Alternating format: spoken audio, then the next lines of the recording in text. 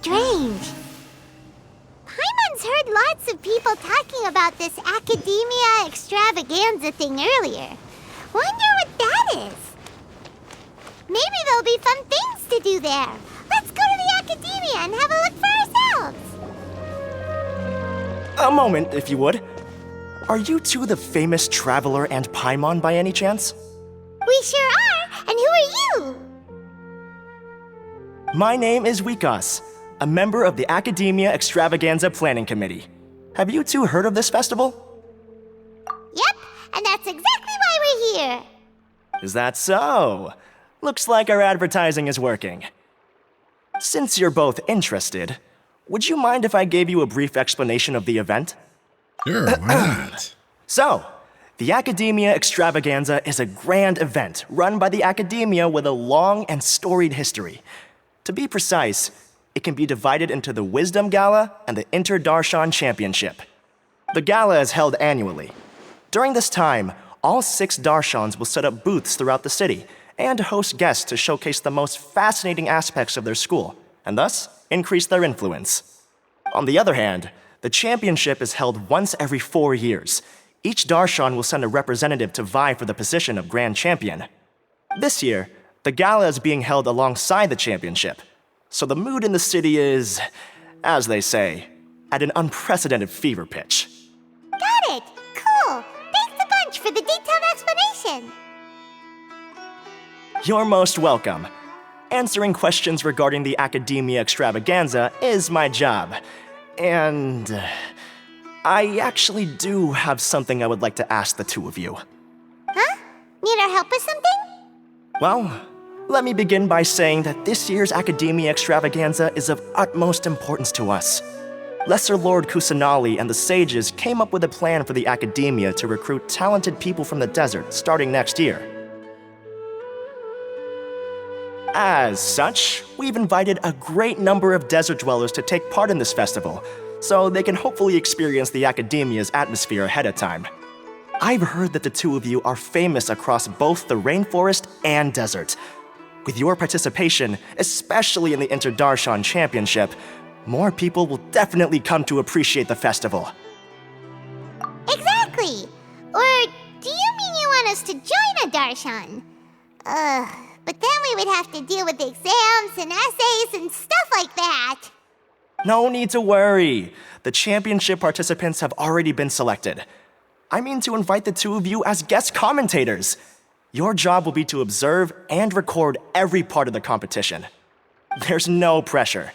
Just follow each match and enjoy the festival. Aside from that, we'll also prepare some compensation for your efforts. We won't have you working for free. That kinda sounds like a sweet deal. What do you think? You can head over to the festival venue later. An organizer there will introduce each participant. Some of them even might be people you recognize. I'll leave it at that for now. So, how about it? Would you like to take this commission? Wow, having fun while getting paid? This sounds awesome! The main event venue is at the outskirts of the Citadel of Regzar, and the organizer you're looking for is Karina. Tell her the situation and she'll get you set up. The championship is going to begin soon. I wish you a good experience serving as commentators. If you have any doubts, come find me anytime. Alrighty, off we go!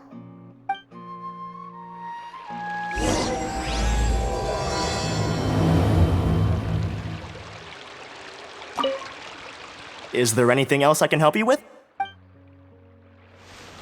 Okay, so this little thing must be the venue. Welcome, one and all, to the Akademiya Extravaganza. Now then, allow me to reveal the prizes for this iteration of the Interdarshan Championship. Fabulous monetary rewards, research funds, a limited edition Genius Invocation TCG card, and the right to wear the Diadem of Knowledge. I believe that I need not elaborate as to how this is a symbol of great honor. She should be Karina, right? Looks like she's in the middle of something. Let's wait till she's less busy, then go introduce ourselves. The Diadem of Knowledge. What a perfect work of art. Every time I see it, I feel like I'm losing myself in its beauty. The one who proves fit to wear it must be a rare genius indeed. I believe that most of you have already seen the Diadem of Knowledge or have heard tales about it. 20 years ago, a researcher named Sachin bought it for a large sum of mora before donating it to the Akademiya. The generous championship prizes are also sourced from his sponsorship. Before we begin, allow me to express our gratitude to this researcher, who cannot be with us right now. Huh? Things can only get worse. Things can only go from bad to worse. What's going on? Who is Nature this? begets conflict, and conflict begets ruin. From the beginning, the seeds of wickedness have been. Hey, stop spacing out! Paimon called out to you, but you didn't respond. You okay? Did you stay up late without telling Paimon? All right. I'm sure we're all more than ready for the championship to begin. Now then, let's invite our 6 Darshan representatives to the stage. Our contestants are... What was that? Representing Amorta, Tainari!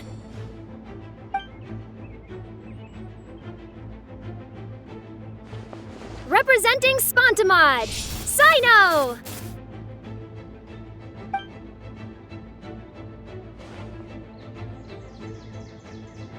Representing Ratawahist, Layla!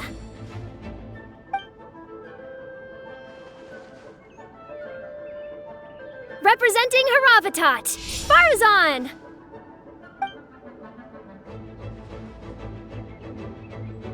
Representing Kasharawar, Kaveh!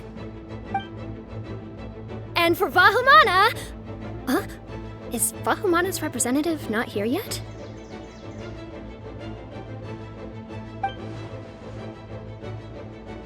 These introductions are pointless. Let's just get this over with. Huh? What's he doing here? Wait a sec. Why is he Vahumana's representative? Finally, our final contestant is Vahumana's representative, Hat Guy! Hat guy. We'll totally call him so one that's Hat Guy. now. I think I've seen him before. You know who he is? I've heard that he's a researcher from a different country who nominally belongs to Vahumana. Word is that he's written a lot of political analyses. His manner of speech hasn't made him popular amongst most other Vahumana researchers, but his comings and goings are quite irregular, so he doesn't interact with others Hey, was much. there no other? Aside from his more Vahumana controversial researchers? aspects, his perspectives are considered quite incisive. Vahumana has seen a dearth of new talent lately, and some of its existing ones are not currently at the Akademiya, so I suspect he might have been their only option. It's just kinda weird. He doesn't seem like the kind of guy who'd participate in competitions like this one. Now that we have our 6 contestants, the championship will soon begin.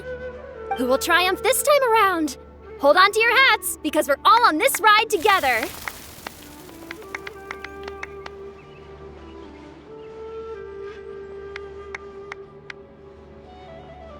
Huh. We really do know a lot of the contestants. Oh, right! We're guest commentators, aren't we? So figuring out everyone's reasons for participating is in our job description. Let's go ask them when we go say hi. Especially him. Paimon still thinks it's weird that he's here.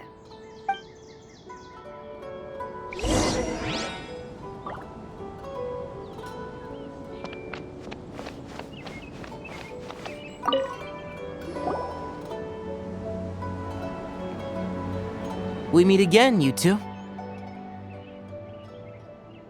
Hey, Tainari! We came here to check out this extravaganza event, and then they invited us to be guest commentators. Is that so? I heard that there would be guest commentators recording the proceedings with cameras, but I didn't expect they'd be you two. It's a pleasant surprise that you're visiting Sumeru again while I'm still on leave. When everything comes together perfectly like this, I call it the biryani factor. Because it's always rice to meet stew again. Ugh.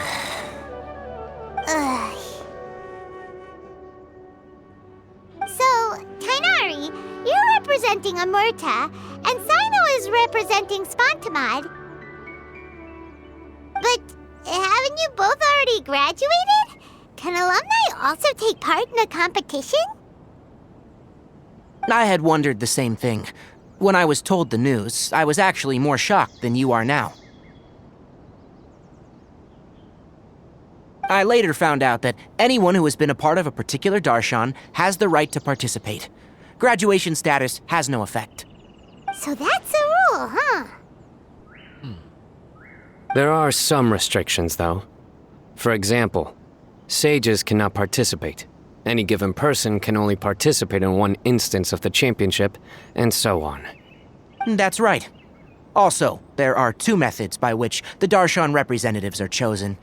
One is self-nomination, and the other is to be recommended by over half of one's Darshan. You must have been a case of the latter, Tainari. I heard that quite a few of your juniors petitioned for your candidacy. Sometimes I wish I could clap a few of them over the head and tell them to spend that time on studying instead.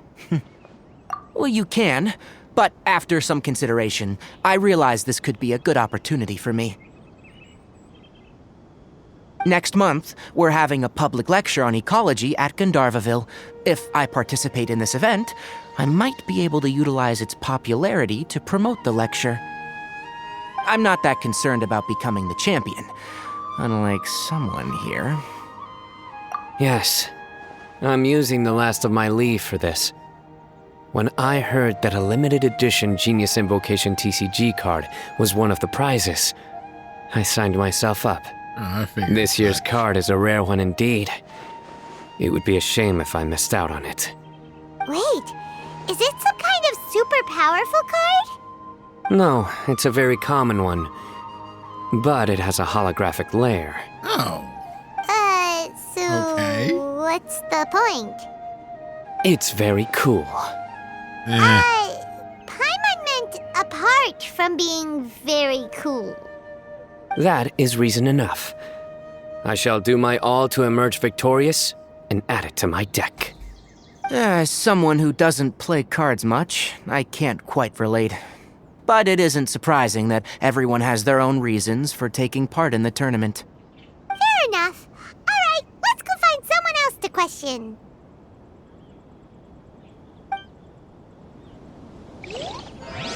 It'll be like something I'm surprised you were willing to come like to a- Sumeru like a- City I at don't know, all. like an Egyptian Well, god card or something. the I atmosphere don't at know, the what's a Akademiya new has improved overpowered immensely Yu-Gi-Oh since card Azar and his nowadays? ilk were deposed. Master has been busy recently, so he hasn't had the time to instruct me or try to convince me to return to the Akademiya. So I've been occasionally visiting the city these days. Trade and business are in greater abundance here, so it's much easier to acquire necessary research equipment.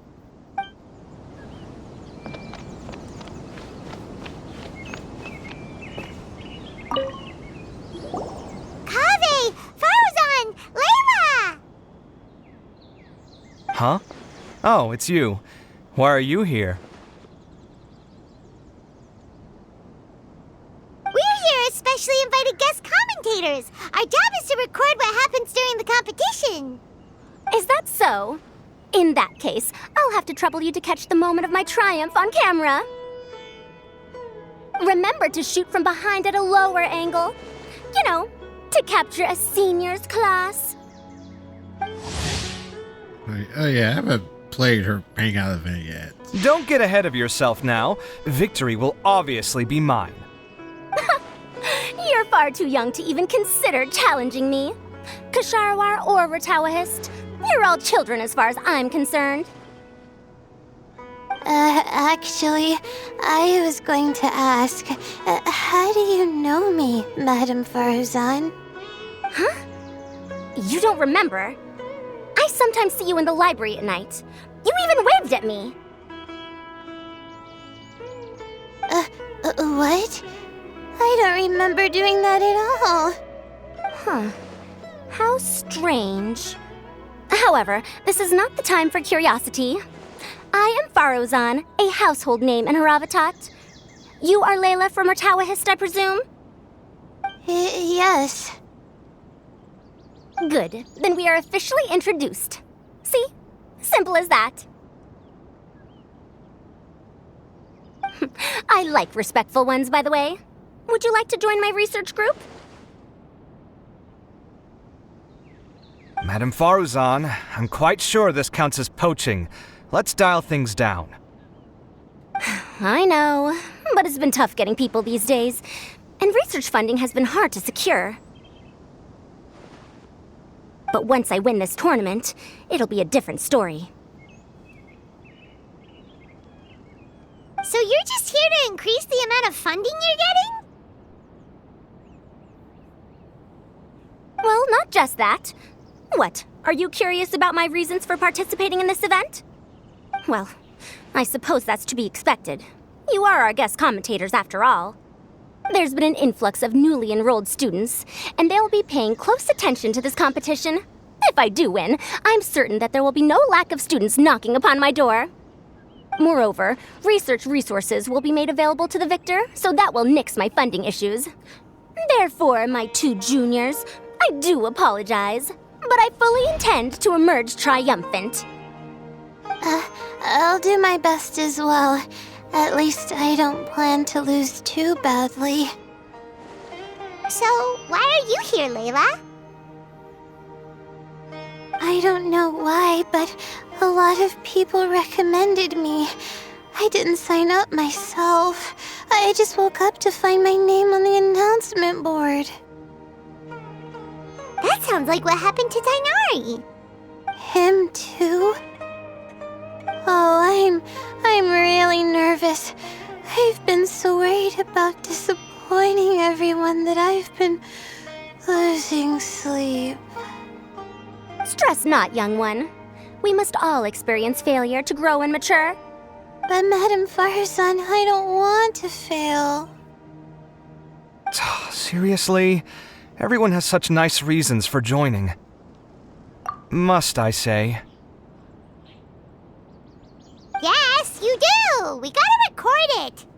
Well, you know, right? I want to buy some property.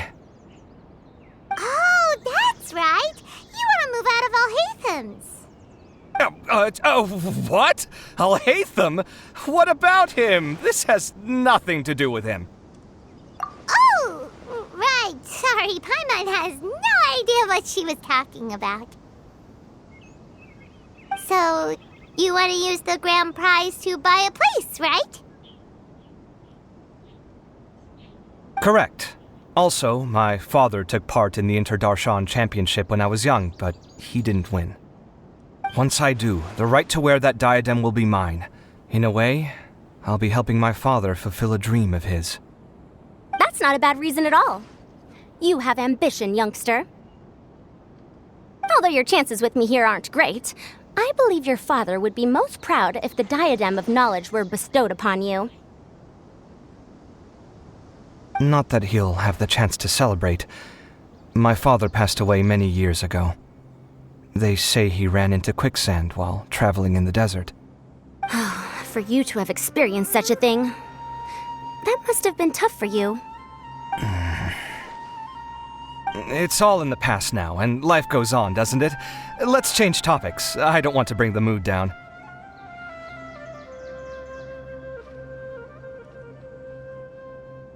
All right.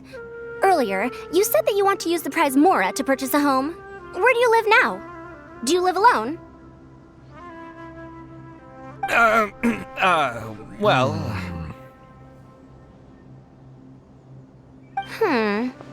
I also heard you mention Alhaitham just a moment ago. Isn't he also from Haravatat? Are you two hiding something from me? No, of course not! Why would you think that? Paimon's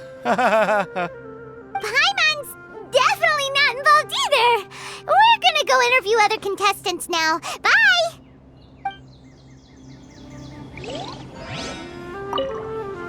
You know, I was just thinking, how did the two of you meet? I was wrestling with a particularly tricky problem, and she happened to pass by while I was puzzling over it at the House of Dana. She then proceeded to provide some comments. Provide some comments? I was bestowing instruction. In truth, I have no intention of solving Ksharowar's problems for them. But I decided that this youngster seemed to have a decent attitude, and so we had a good chat. But ultimately, I am a Haravatat scholar, so please come to me with questions about linguistics next time. Alright, how did you end up in this competition? What? How'd you end up involved in academia anyway? Just call me Hat Guy. That's the name I use in Vahumana. That sounds like a nickname, not a real name. Sir, make it your real name, though. So I can't go by a simple, ordinary name? Fine, suit yourself. All right then, Hat Guy. Why are you taking part in the Interdarshan Championship? We're specially invited guest commentators, so play nice and answer our questions. You could be Matra for all I care. So what if I don't answer you? What then?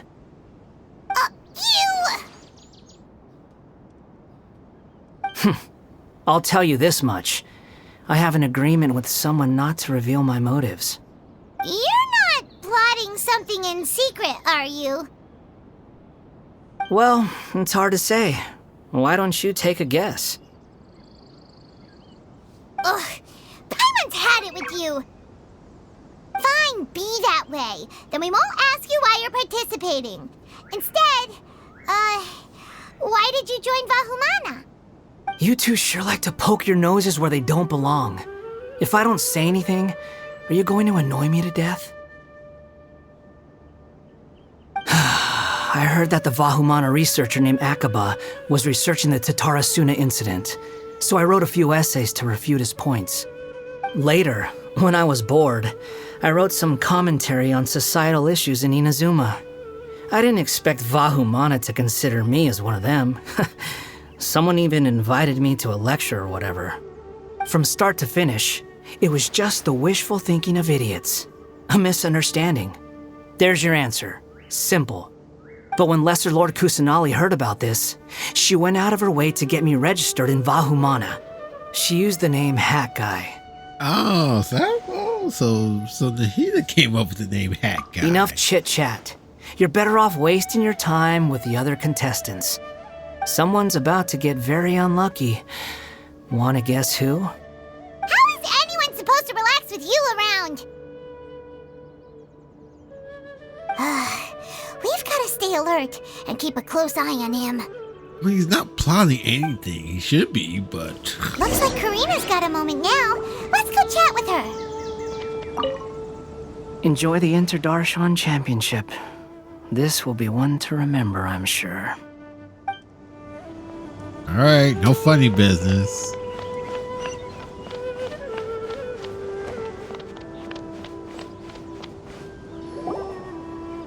You must be the guest commentators Vikas invited. I've heard about you. I saw you two having quite the lively conversation, so I thought it would be best to wait. Are you two free right now? We were actually looking for you, too. Excellent. Then please allow me to explain your job responsibilities in detail. First, please take these two things. The first item is a custom camera from the Akademiya. Please use it to record the competition as it unfolds. The second is an event-specific locator that will flag all participants' locations. It will also sound when one of them completes an objective. Wow! What a convenient little thing! Aside from you two, there are two other commentators. However, they will remain by the commentators area and will not be following the contestants in real time. Speaking of which, you probably know them. Alhaitham and Nilu. Huh. Those two. Oh, it's them! We have to go over and say hi later. Well, don't let me keep you, unless you have any questions for me. Why do you ask? Really? I didn't see any such person. Could I ask when you saw him? Strange. I was on stage the entire time, and I didn't see anyone come up. Paimon didn't see anyone either. Perhaps you're mistaken. However, if you have any leads on that matter, you can talk to me at any time. Hey, Traveler. Paimon. Long time no see. Dia! Candace! You two are here as well! Ah, so they're two friends of yours. In that case, I'll take my leave. May you all have a wonderful time during the extravaganza. The Akademiya sent us both invitations, so Dia suggested that we come together. The villagers were also encouraging me to travel outside the village. I couldn't find it in myself to turn them down. We're here now, so no point dwelling on that. Even though this extravaganza isn't a holiday or anything, it's still a big deal here in Sumeru. Merchants from all over will set up shop. There'll be tons of stuff to eat, use, and wear, more than you can count. I'm already set on helping you buy 2 new outfits. I mean, who wears the same thing at work and home anyway? I'm looking forward to it. Just being able to relax and wander the streets freely has already made my day. So, Traveler, Paimon, you two want to come with? We'd love to, but we've got work to do right now. Aw, that's a shame. Let's hang out together when you're free then. Sure! In that case, Candace and I'll head out first. Good clothing and fabrics are very much in demand. If you snooze, you lose. Oh, right. We should also get some accessories. No need to rush. I think we'll have a better time if we take things slow. See you two later. Feel free to come find us whenever you have the time. Paimon didn't think that Candace and Dia would come. Hanging out with them sounds like a great time. Still, looks like the competition's starting soon. Let's go over to where Alhaitham is and see what's going on.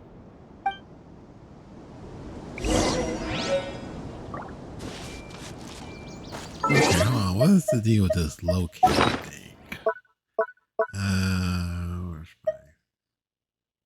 Where's my stuff? Quest gadgets. Here we go.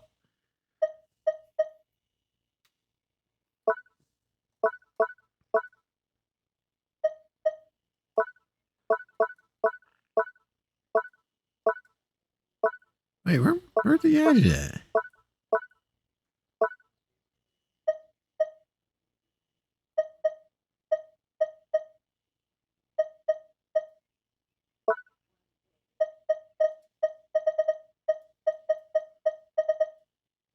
Oh, it's just the quest item.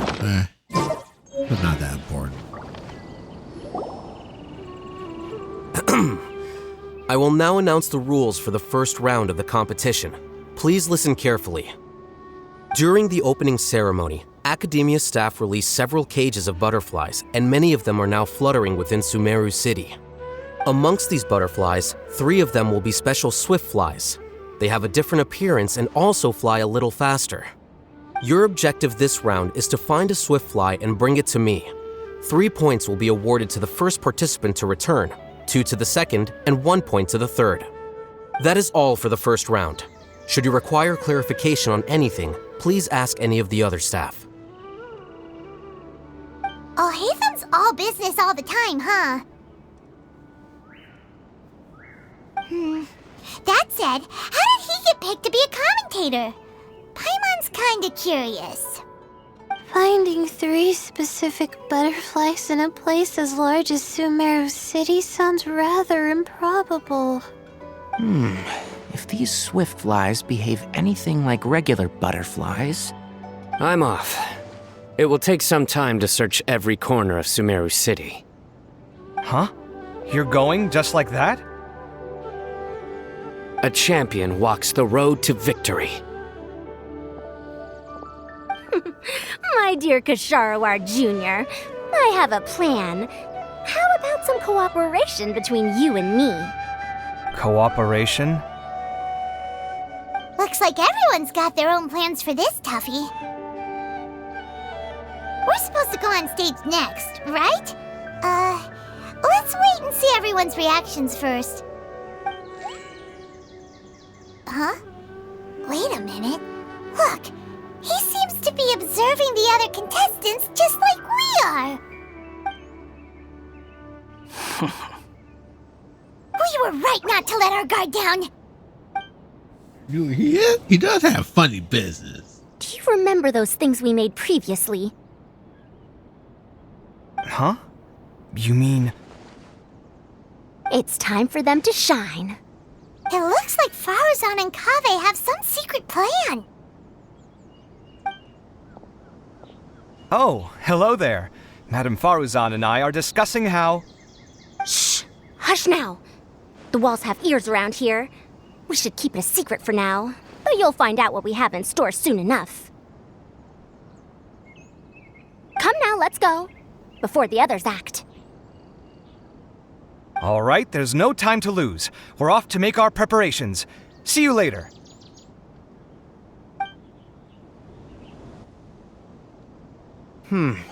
This is basically what I'll need. Do you think you'll have any difficulties? I have most of the reagents with me, and I can buy the rest.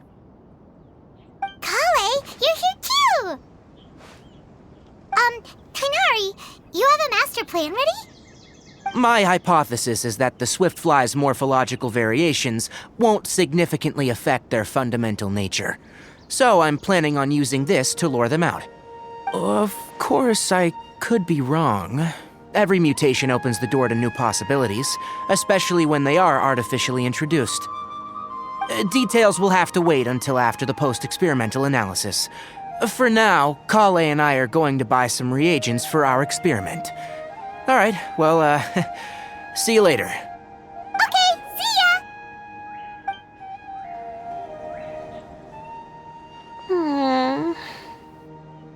Hey, Layla! You look a little worried. Yeah, I have no idea what I should do. What color are these swift flies? Do they have special markings? How do they differ from ordinary butterflies? Aw, I can't even figure out these basic questions, and most of what I've learned in the past is completely useless here. Aren't people who research the stars supposed to have some extraordinary abilities? Why not use astrology to solve it? Oh, you're another contestant. That guy, was it? Is it that you can't use astrology during the day? Guess that skill's less useful than I thought. No, it's not like that. If it's daytime, all I need is an astrolabe. So, why don't you do that then? Mona Magistus, the astrologist, said that those who constantly use astrology to obtain things that shouldn't be theirs will eventually lose the blessing from the stars. It's just something I read in an academic publication. I really love to read Mona's essays. You're overthinking it. Power is just a tool. It just seems to me that you don't have the resolve to win this. Well, suit yourself. Wallow in your immature ideals if you like. Hey! Seriously? Just walking off after saying a bunch of mean stuff like that? Did I say something wrong just now? Thank you so much.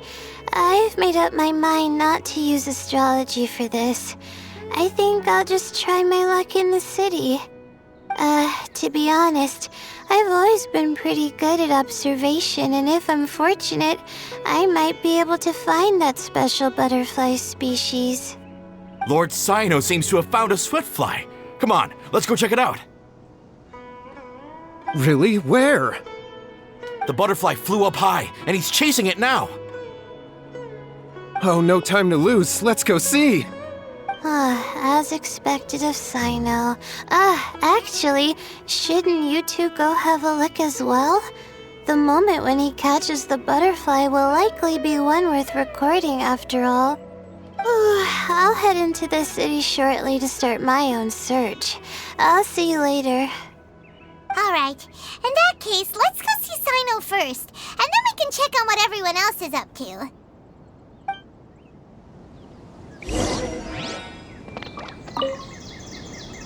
going to try my luck in the city, too.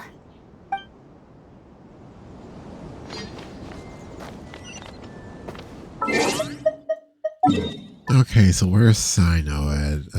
It's right here.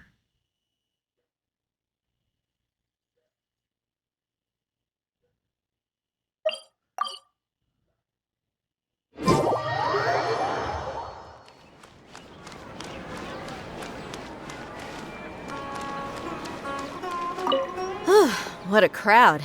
Seems the Akademiya Extravaganza is in full swing. What do you want to get? Maybe we can buy some gifts to bring back. Now? Huh. I usually get gifts last. Let's go walk around somewhere else first.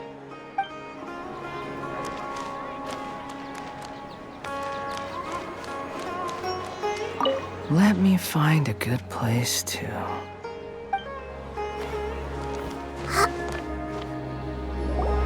We found you, Sino! Oh, wait, is that a swiftfly? Stay put! Don't move! He caught it! Huh? Sino, what's wrong? This isn't what I'm looking for. It's a... Finally, I made it. I heard that you caught a swiftfly, Sino. Mind letting me see what it looks like? Hold on. Isn't this the mechanical bait that I released earlier? Why would you catch that instead of a swiftfly? Wait a minute. If we consider this from a different angle, isn't it a good thing that the bait you made was convincing enough to fool even Sino? That's right. During a previous interior design project, I felt that the artificial flowers on a wall were a little bland, so I decided on placing a few moving mechanical butterflies to add some pizzazz. In order to make them both small and nimble, I consulted with Madame Faruzan. Not long ago, the two of us took all those mechanical butterflies and released them into the city. Why would you do that? Need you even ask? Young people these days really do need to get out more. Have you never played that game where you place strips of paper on a bamboo pole and wave it across a field of flowers to attract a whole kaleidoscope of butterflies? No, I haven't. Wait, so you're trying to... That's right. The butterflies within the city will mistake our mechanical bait for one of their own and follow them around. As long as we keep releasing and retrieving our bait, we can capture all the butterflies within the city. What comes afterward is just a matter of separating the swift flies from the others. Huh. Guess that's one way to do it. Do not underestimate the wisdom of your elders. I had already thought of this method the moment the round's rules were announced. Of course, we also owe much to this fine junior of mine here for making such lifelike butterflies. It seems that Kasharawar has not quite declined as far as I had thought in recent years. Their teaching skills at least seem to be intact. Well, this isn't Well, cheating, I just stuck right? to what I do best. The idea was yours. No need to be so polite. Once we capture all these butterflies, we shall split the points for this round. Look, one of them is returning now. Huh? Wait a moment. Are my eyes deceiving me? Why don't I see any butterflies behind it? That's because there are none. Seems like your plan has hit a snag. Looks like the match continues. I'll be looking elsewhere. Huh. Strange. Has something else diverted their attention? Come, let's search in the direction the bait returned from. We'll go have a look too.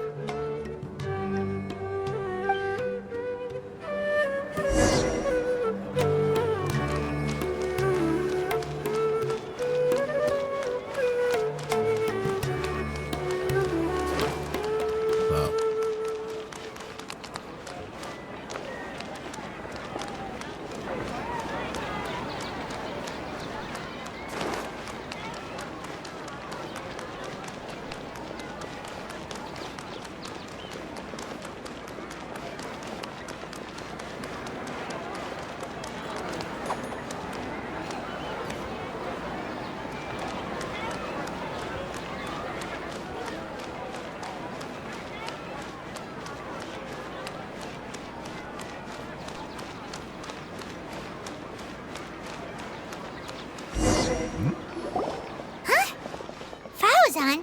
Kaveh, why did you two stop? Ah. So it was the Morta boy. Tainari! Fascinating, isn't it? The butterflies have all congregated here due to a special incense that I used. I infused it with 3 different types of honey, and the butterflies, following the fragrance, have gathered around me. Oh, butterflies must have really sharp noses then. Wait, do they even have noses? I've never seen one. They do not, in fact, and their vision isn't stellar either. However, they can use their antennae to distinguish between scents, and their olfactory senses are generally quite advanced, allowing them to detect floral fragrances from great distances. Oh, so that's how it is. I had a pet butterfly once. I picked wildflowers and placed them in its box, but it wouldn't eat any. That's normal. Raising butterflies isn't difficult, but there are many things you should take note of. Appropriate temperature, sufficient air, and a spacious environment are examples of such considerations. You must also ensure that the food you've chosen suits their palate. Most importantly, you must curb your curiosity and avoid disturbing them while they rest. Otherwise, they may become stressed. Sorry. I liked to poke at its wings at the time. Humans tend to rear many creatures due to their aesthetic value, but not all are suited to such a process. Caring for living beings is hard work. Impulse alone is insufficient. Some prerequisite knowledge is always required. You sure do know a lot. I have a question too. I bought a scarab not long ago and it hasn't seemed very active. Can you help me figure out why? I'd like to keep a dustbird as a pet. What are some key points I should consider? Is it possible to keep a Rishbalin tiger as a pet? All right, it seems like you all have a great deal of questions. But I am in the middle of the Interdarshan Championship at the moment, so I'm afraid I can't answer them all now. Let me propose an alternative. Next month, there will be a biology lecture at Gandharvaville, and I will be sharing some interesting insights on living organisms there. If you're interested, you can attend that lecture, and if you should have any questions, just prepare them ahead of time. I'll answer questions after I've finished speaking.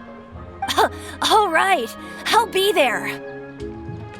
Of course, please try to ask more rational questions. For example, whether you can raise a Rishbalin tiger as a pet or not is mainly dependent on whether you can overcome one in a fight. Looks like Tainari's science lecture will draw quite a crowd. Huh? Oh. Was I listening in for that long? Seems Kaveh's master does live up to his title as a teacher. Madam Faruzan, I've had a look around. Nearly all the butterflies in this area have been attracted by the incense. However, we can cast our bait further away to avoid this area. All right, then let's get moving. We shan't let all the butterflies get away from us if we can help it. Seems like the competition's really heating up. Let's go see how the other contestants are doing.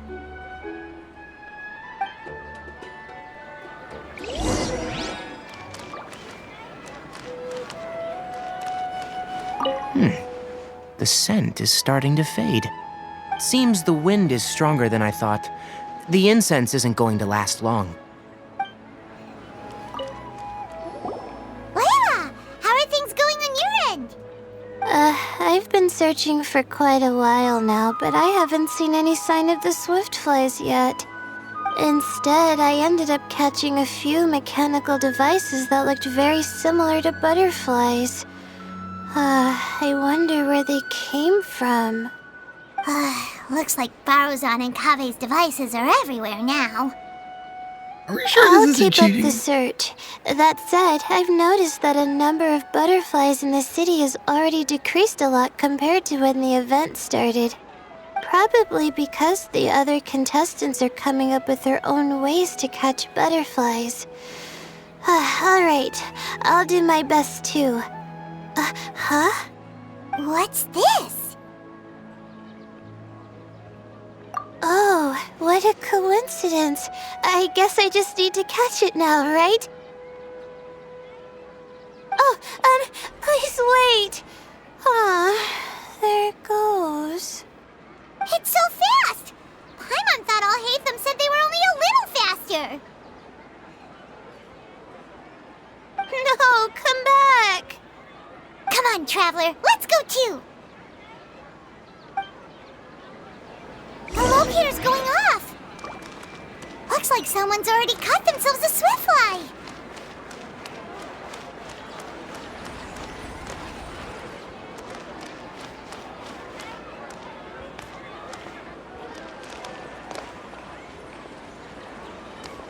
The locator's going off again. So, someone else finished too? That would mean that the one Layla's chasing is the last Swiftfly.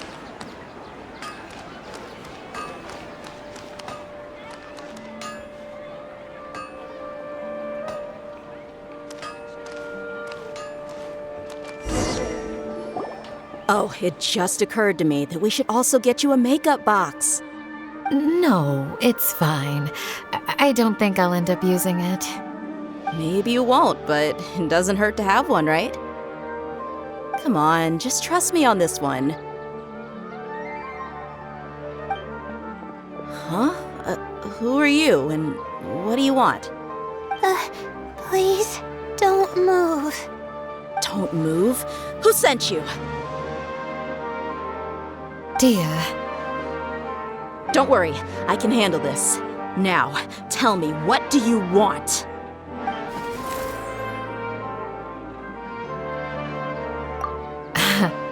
I believe she's looking for this. Here, take it. A butterfly? Was it on my head? Oh, you're... It's been a while, Layla. Hey, you two know each other? A friend of yours? Oh, so she must be the one you were telling me about. Huh? You two know each other? Oh yeah, it has been some time. The first time I ever woke up after sleepwalking, I somehow found myself in Aru village. Candace was the one who took care of me then. That's right. She didn't look well, so I gave her something to eat. She said a lot of complicated things about astrology, the night sky, the stars. Not sure I understood it all, but it sounded pretty enchanting. Right. Do you still want this butterfly? It seems like you were chasing it all the way here. It's of little use to me, but if you don't want it, I can release it. Just let her have it. It's no big deal. The Swiftfly was flying so fast, but you were able to catch it like it was nothing, Candace. Oh, it didn't seem that quick, really. I was actually worried that I would injure it, but I'm glad that didn't happen. Anyway, sorry about the butterfly thing. With the way you suddenly came running over like that, I thought you were hired to take us out or something. Huh. On second thought, I guess I've never seen an assassin that looks tired with dark bags around their eyes. Oh, you must be taking part in the championship. Take it from me. Don't let it stop you from getting some rest. I'll do what I can. Thank you. We'll be on our way then. See you later. Alrighty, let's bring the Swiftfly back together with Layla.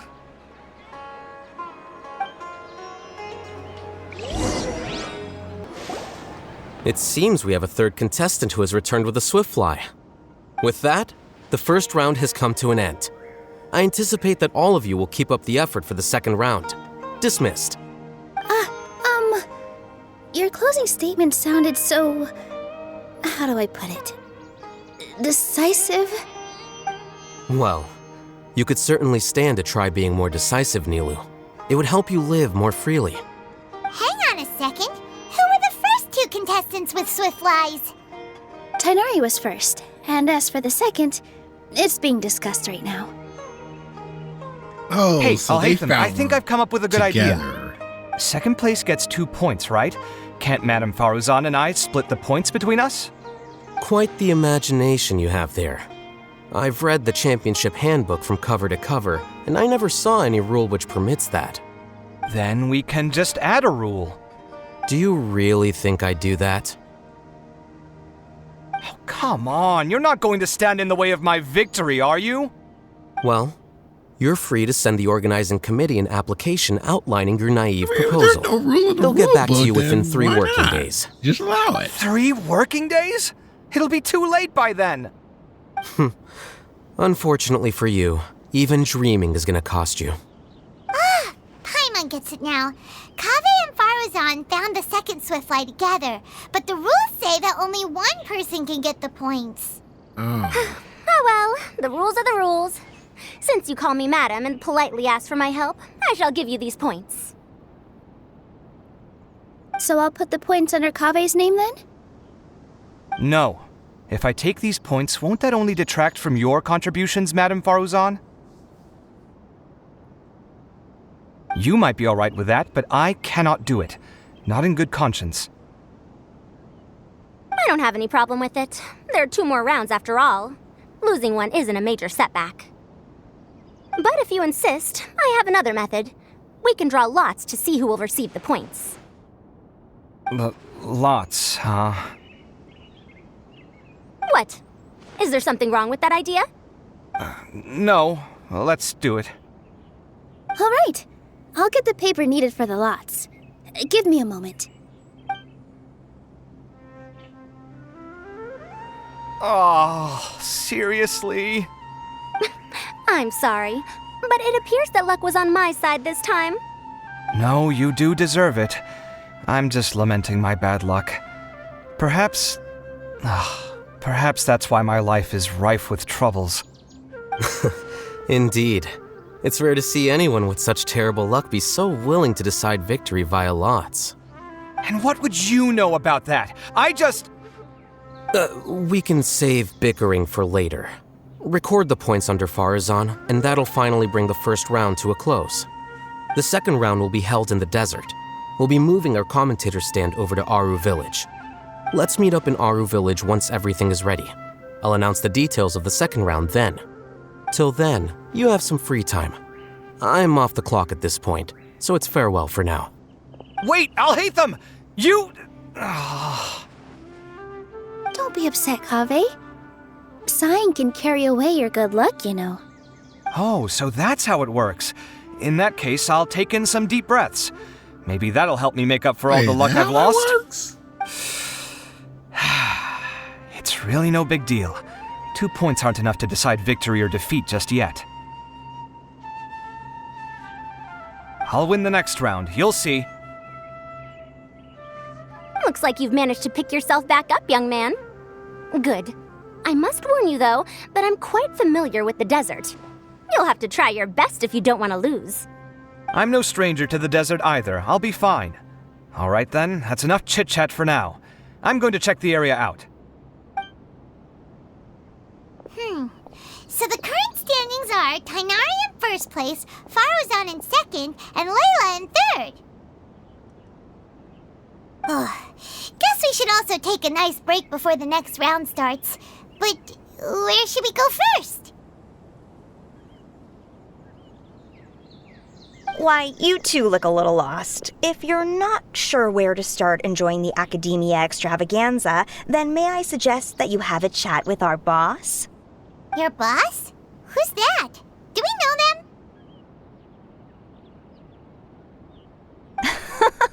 Well, only the most famous merchant in all of Sumeru, Lord Sangamo Bay. Oh, you mean Dory!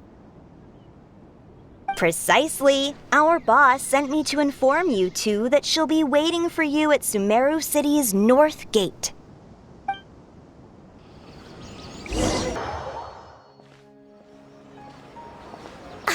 Oh, well, if it isn't the Traveler in Paimon. Hey, Dory! Are you here to attend the Akademiya Extravaganza too? Of course! People are practically flocking to Sumeru City. You couldn't ask for a better opportunity to do business. This is one of the entrances into the city, and it's very close to the Wisdom Gala booths. There'll be an endless stream of customers. I can already hear the Mora going clink, clink, clink as they fill my coin pouch. Well, is there anything you'd like to purchase? We've got everything you need and deals that can't be beat. Well, do you have anything to eat? Oh, wait, we're celebrating the extravaganza and you're only thinking of eating... I mean, of course, we've got lots of things to eat. That said, I recommend that you also consider some of the great bargains we have going on. The Wisdom Gala is about to begin, and once it starts, each of the Darshans will prepare a small challenge for everyone. And just between us, I have some super booster supplements for sale. Eat just one to boost both your strength and dexterity for a short time, allowing you to overcome any challenge. No thanks, we'll pass. These little challenges are gonna be a cinch for the two of us. Just you watch. Anyway, Paimon just wants something to eat, please. If you don't have any food, then we'll just go somewhere else. All right. Mora is Mora, after all. Oh, what would you like to eat? Well, Paimon's pretty hungry right now. Do you have any touching? Let me see.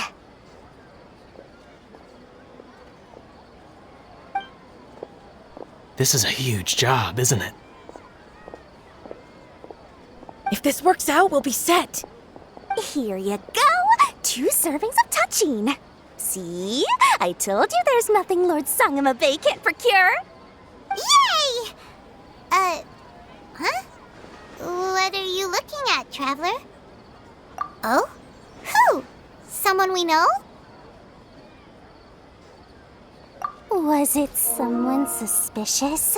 Have we attracted some unwanted attention? Huh? What's happening, Dory? Is there something else going on? I don't know who you saw just now, but I do have some hard-to-come-by information about the extravaganza. If you want to know more, we can talk business later.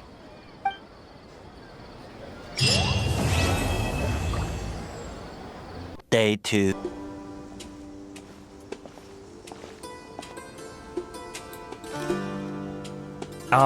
Is it me, or are the bags under your eyes even darker than during the last round? Are you alright? Thanks for the concern, Kaveh. I just haven't been sleeping well lately.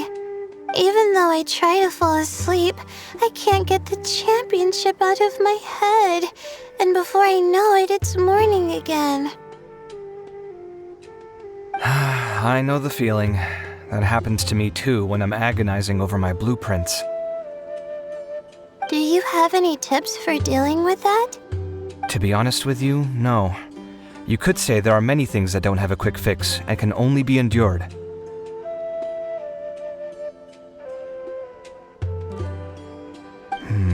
I suppose you can think of it as something akin to an illness.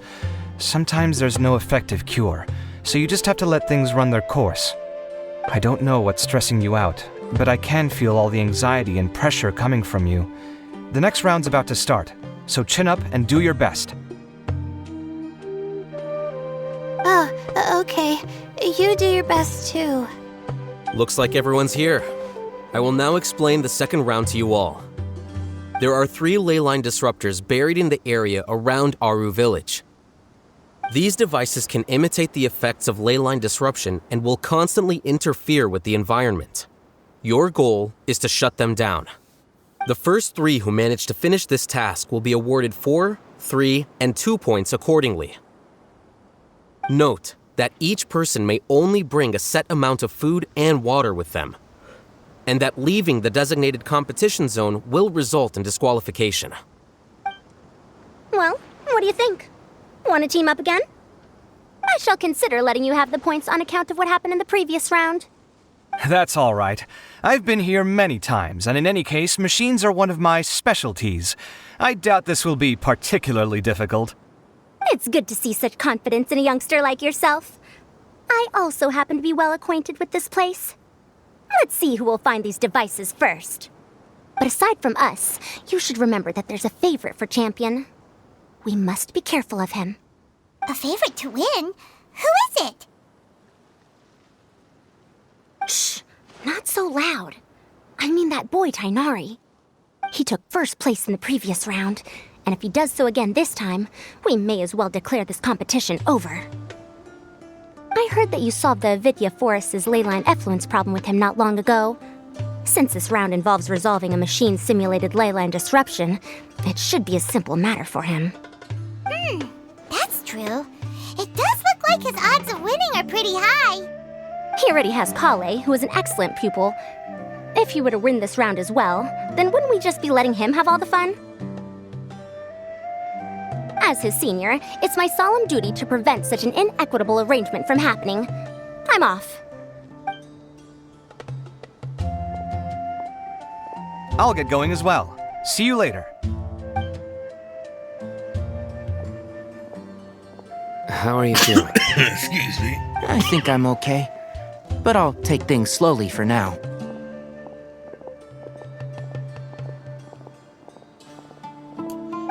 Is this all the water we're getting?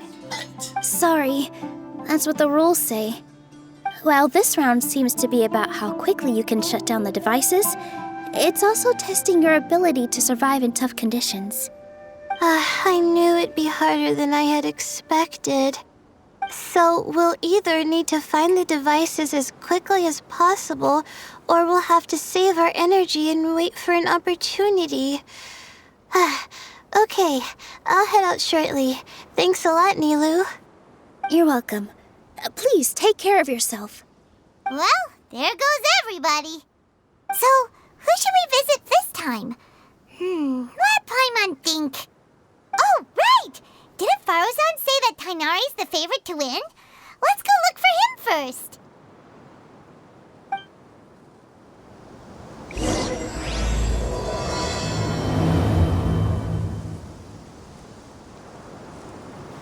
Alright, where's Tanari? He is... okay, right here. Hey, Tainari? Tainari! Huh? Weird. The locator says that he should be around here somewhere. Tainari! Can you hear us? He's sleeping? You're right! Huh? Oh no, it looks like he's fainted! We have to help him! Tainari, are you okay? It's so hot. Oh, so you passed out because of the heat. Are you not used to getting around in the desert? That's right. I usually bring lots of water when I go to the desert, precisely to avoid this situation. I went through all my water very quickly, and with the effects of the disturbed ley lines, I started feeling dizzy. My ancestors, the Veluka Shuna, were originally from the desert. But I guess this is what happens when a species migrates. They become intolerant of their original environment. This isn't the time for a history lesson. Let's get you some water. Humans. Such fragile beings. Your bodies can't even survive extreme changes in the environment. Here, take this. Let him drink it.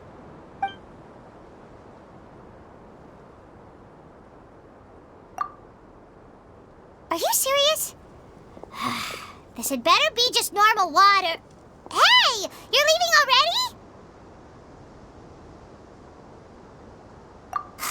Paimon really doesn't get that guy. What's he up to? Anyway, let's focus on helping Tainari drink some water first. I'm feeling a little better now. Thanks, you two. Oh, it wasn't just the two of us. Just now. Found you at last. Sino, you're here too. I was concerned, so I came back to check on you. Will you be able to go on? The fur on my tail is so dry it's practically been singed right off. I don't see any purpose in pushing myself beyond what is reasonable. It appears I'm not suited to this particular round. I should probably just return to Aru Village and rest. Really? So you're backing out? Yes. I do have my results in the first round to serve as a buffer, so even if I forfeit this round, I still have a chance to turn things around later. Withdrawing now will allow me to conserve my energy. Continuing to push onward would be counterproductive. A wise decision. Let's get you back to Aru Village. It's fine. I can make it back on my own. Oh, stop trying to be so polite. Come on, we'll help you back to Aru Village.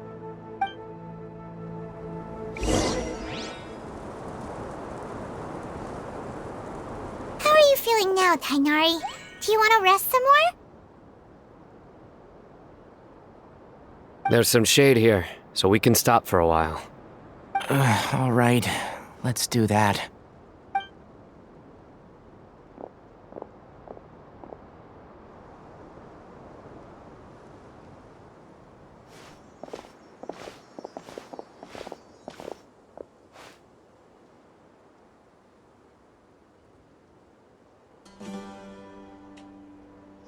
Oh, Cyno and Tighnari. And you've got the Traveler and Paimon with you. Oh, hey, Layla! Yeah, the sun was too strong, so I decided to take cover here for a while. What about you? Are you all done already? Unfortunately not. I'm not quite as capable as I thought. I intend to withdraw from this round. Cyno and the Traveler are escorting me back to Aru Village. Withdraw? Can you even do that? I believe the rules do provide for such a situation. Alhaitham did say that the act of leaving the competition grounds would result in disqualification from the round. Didn't I ask you if you were alright before this? If you had just decided to withdraw then, you wouldn't have had to suffer. Well, I had to try, didn't I? So I tried, and it didn't work out, and now I'm backing out while I can. When I get back, I'm definitely going to make a batch of sun-resistant oil. Next time I venture into the desert, I'll be prepared. By the way, you're Layla, aren't you? You don't look very well yourself. Will you be alright? I did feel a little faint when I first entered the desert, but I feel a lot better after resting here for a while. Be careful not to push yourself too hard. Don't worry. I'm just... Feeling the pressure? You can tell? Your expression is similar to the ones I see on criminals' faces when I interrogate them. To tell you the truth, I'm still not sure whether I have what it takes to represent the Ratawahis Darshan in the championship. Most people voted for me because of all the rumors surrounding me, and to be honest, those rumors don't really mean anything.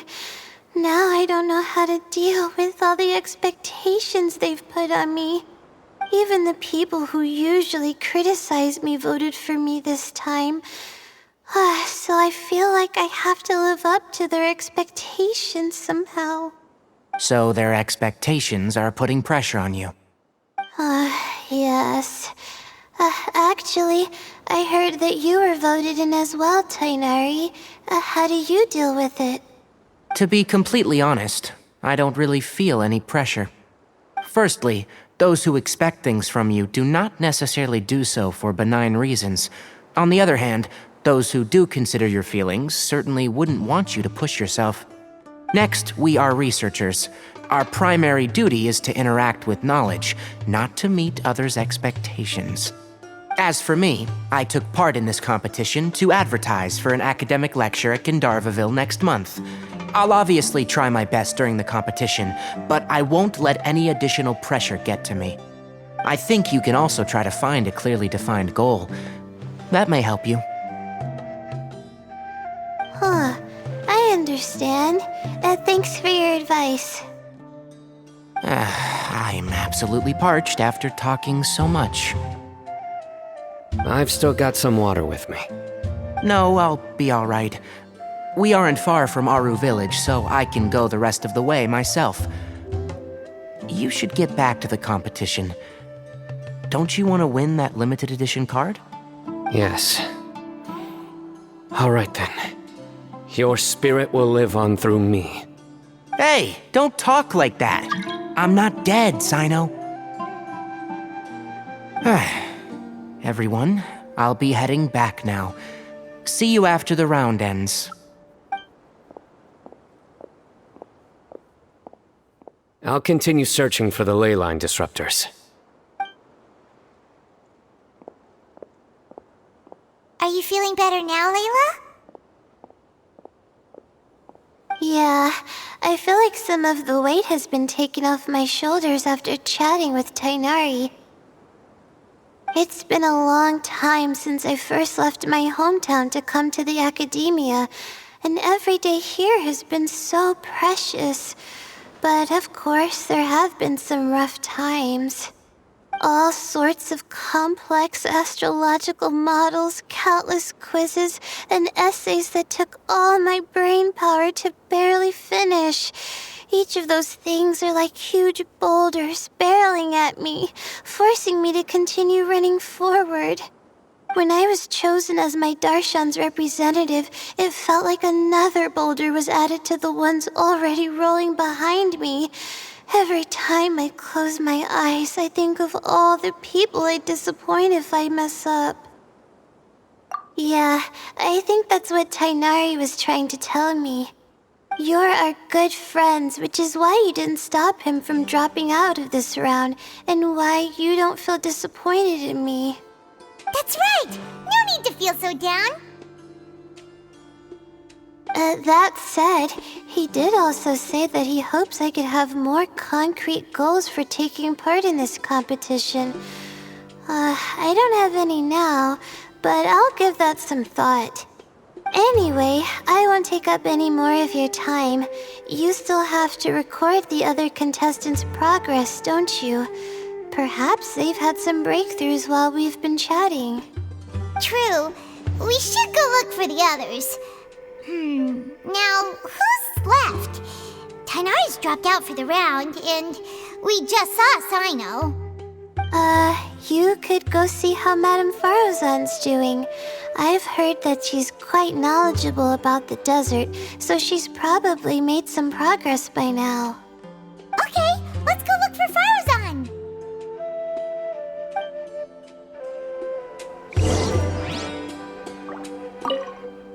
Don't worry, I'll be fine.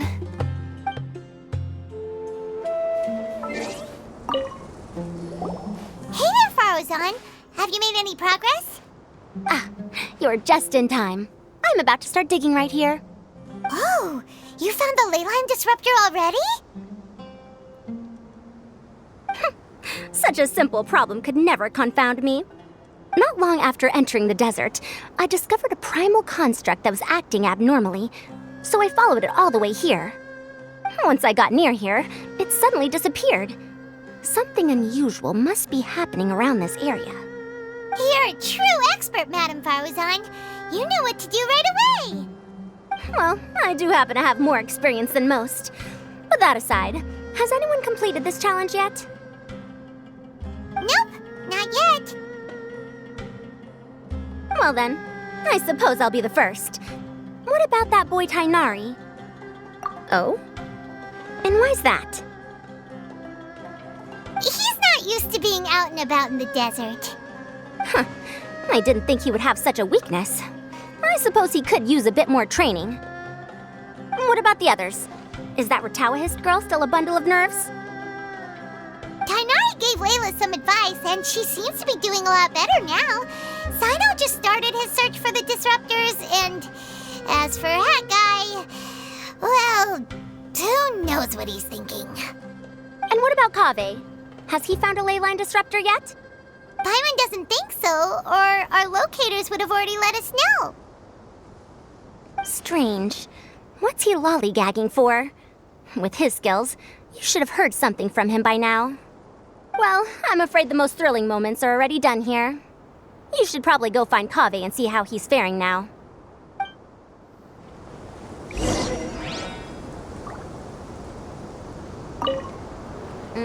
Here it comes. I think I'm about to strike gold.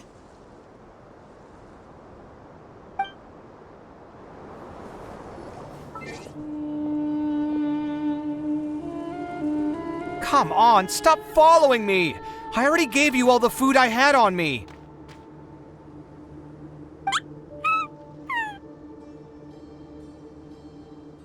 You can cry all you want. I don't have any more food.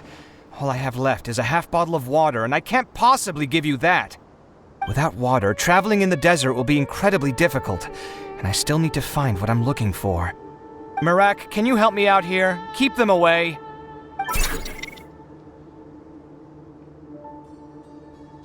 Kaveh, there Oh you wait, are! that little briefcase droid is like his... Farozan told us to come see how you're doing. What are you up to? Just thinking about it makes me upset. Not long after I entered the desert, I was accosted by these fellows. I don't know why, but they didn't leave the competition grounds, and now the ley line disruptions have left them confused and circling around the area. The moment they saw me, they wouldn't leave me alone.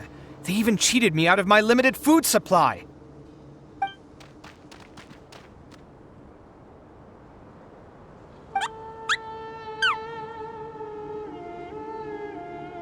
Hey, didn't I ask you to keep them away? Kaveh, is this flying metal thingy yours? That's right. This is my toolbox, Merak. Your toolbox? Huh. It seems pretty fancy. Hey there! Can you understand us?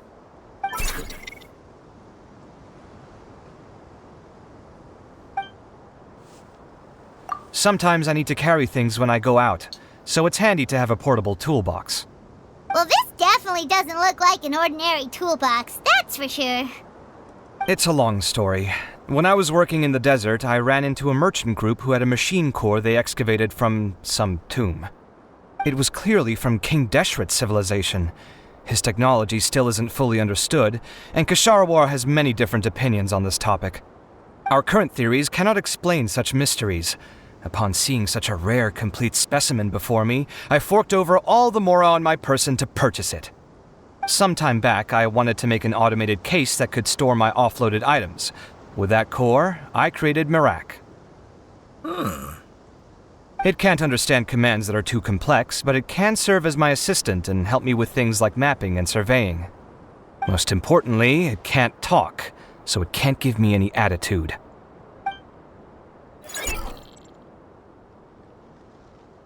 Oh, yes. Thanks for helping hide the fact that I live at pretty sure you Alhaitham's understood place that. earlier.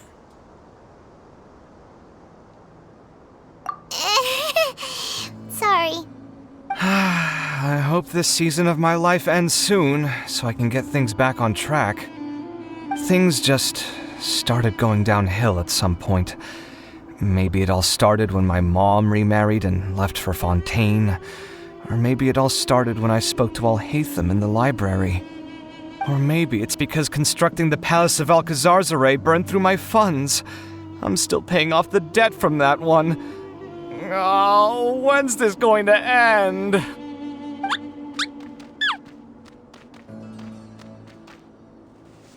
Now that I think about it, I guess we're all unlucky here. It's not like any of you asked to be trapped in a ley line disruption. Okay, let me get you all out. Kaveh, aren't you going to look for the ley line disruptors? Yes, but I can't just leave them here, can I? Oh, forget it. The more I think about this, the more I feel a headache coming on. I'll get back to searching once I get them out of here. Time's a-wasting. I'm off. Kaveh looks like he's conflicted. He really wants to win, but he can't ignore those he wants to help. Paimon's always felt like he's the type who easily gets himself into tough spots. Paimon doesn't mean this in an insulting way, but he seems like the kind of guy who'd be really easy to take advantage of. Whoa, someone's done already! Paimon also wants to know. Let's go back and ask Alhaitham.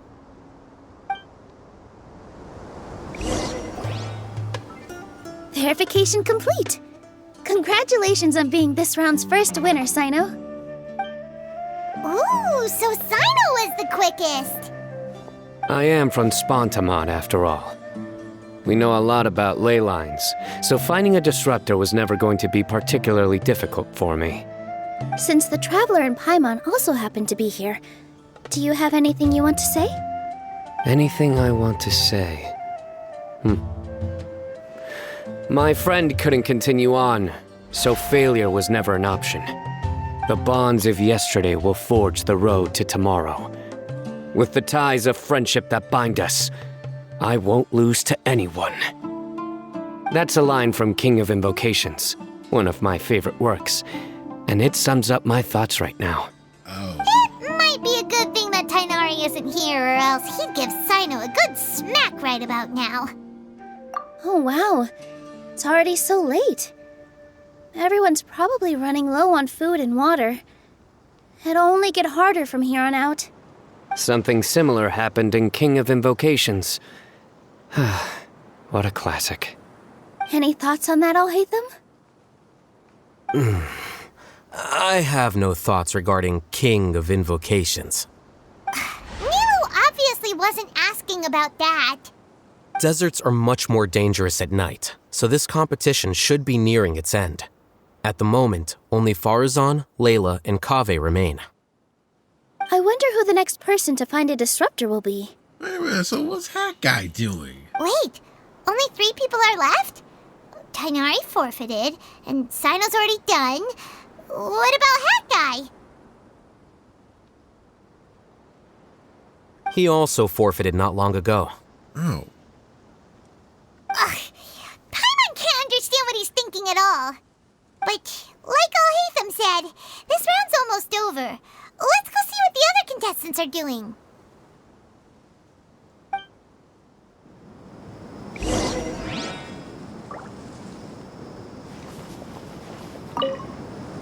Things are really heating up now. You can feel the contestants' passion too, can't you, Alhaitham? Compared to the abstraction of human emotions, the desert heat is easier to intuit. Tighnari made the right decision to forfeit.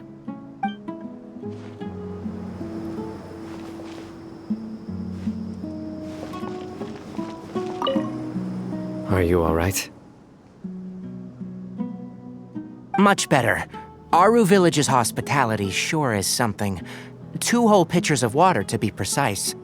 If your throat's too wet as a result, I can provide some dry humor. No, thanks. Much appreciated, though.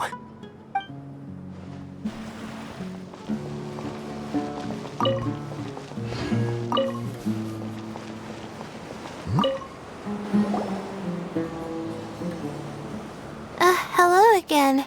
You know, it suddenly occurred to me that you guys have had to do a lot of running around this time. Don't you find it tiring? Really? Wow. I don't know where you get your strength from. The desert's getting colder now that night's falling, and the wind can really sting your face because of all the sand in it. Has anyone finished this round yet? Sino's already shut one down. Have you made any progress yet? I circled the whole area, but I didn't find anything. But I did have the chance to think some more about that thing that was weighing on my mind, and I realized something. Well, my fellow Retawahist members must have all put my name forward for different reasons, and maybe a lot of them only picked me because they wanted to watch me make a fool of myself.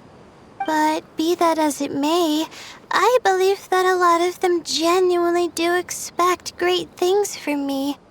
And I want to live up to their expectations.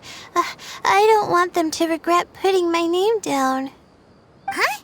But doesn't thinking like that put a lot of pressure pressure on you? Of course, that comes with some amount of pressure for sure. But now I've thought about it, I don't feel like this is something I have to do. Instead, it's something I want to do.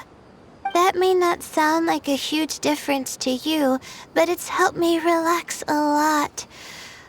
So don't worry about me. Well, that's great! Also, now that I've relaxed, I'm suddenly really sleepy.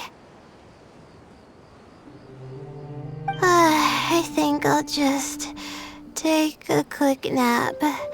Just a quick one.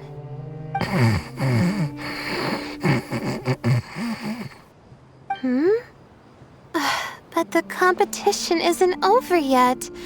Oh, Layla. She's really a bundle of nerves, isn't she? Wait. You're... Good to see you too. It's nice to be out. Feels like I've been cooped up inside for quite a while. Well, since I'm here, I guess I should help her finish this. What are we supposed to be doing here again? Finding a ley line disruptor, was it? Let me see. She has a split personality. Looks like she's basically gathered all the information she needs. It won't take long to wrap this up. Come with me, you two.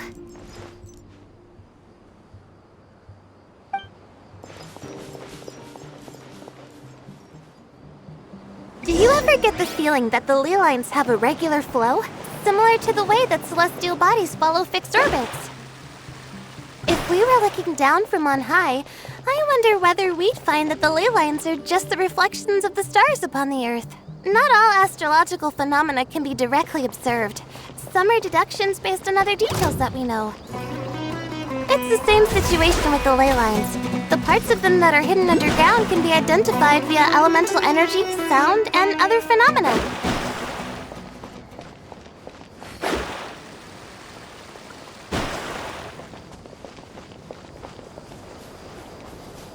Plus, now that someone has shut one of the disruptors down, the contrast between before and after can provide me with further information still. Let me see. It should be here, I think.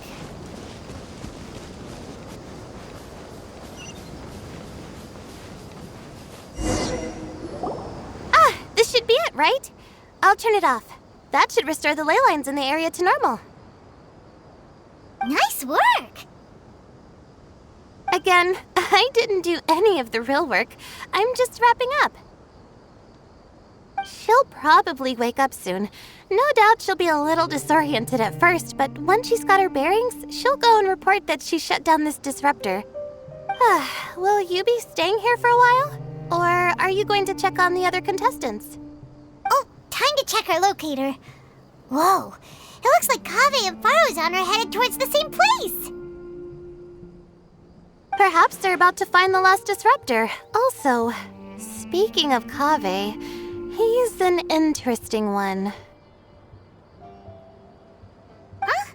Why do you say that? Before the second round, he had a chat with the other me. He said that worries can be like illnesses. They don't always have a magic cure. Sometimes you just have to endure them as best you can until they run their course. But the way I see it, his situation is much worse than my other self's. She just hadn't found what she wanted to do at the moment, which is why she felt lost. Kaveh, meanwhile, knows what he wants to do. He's convinced that he has to win, and yet he still seems conflicted. He doesn't have a second personality, but somehow he still seems that he's at odds with himself in some way. I don't know exactly how to describe it. It's like he's smiling on the outside, but there's no joy inside, only sorrow. Still, who knows? He must be more experienced than me. Maybe he's just better at dealing with it all than I am. But back to the topic of wrapping up. Shouldn't you be getting back to the action to record how everything plays out? Last one, then the round's over. Oh, true. Okay then, guess we'll be going now. We'll keep everything you said in mind. Kaveh and Faruzan were super confident at the start, but it turns out they're the last ones to find a disruptor. But between the two of them, who's going to get there first? Let's head over quick. It should be around here.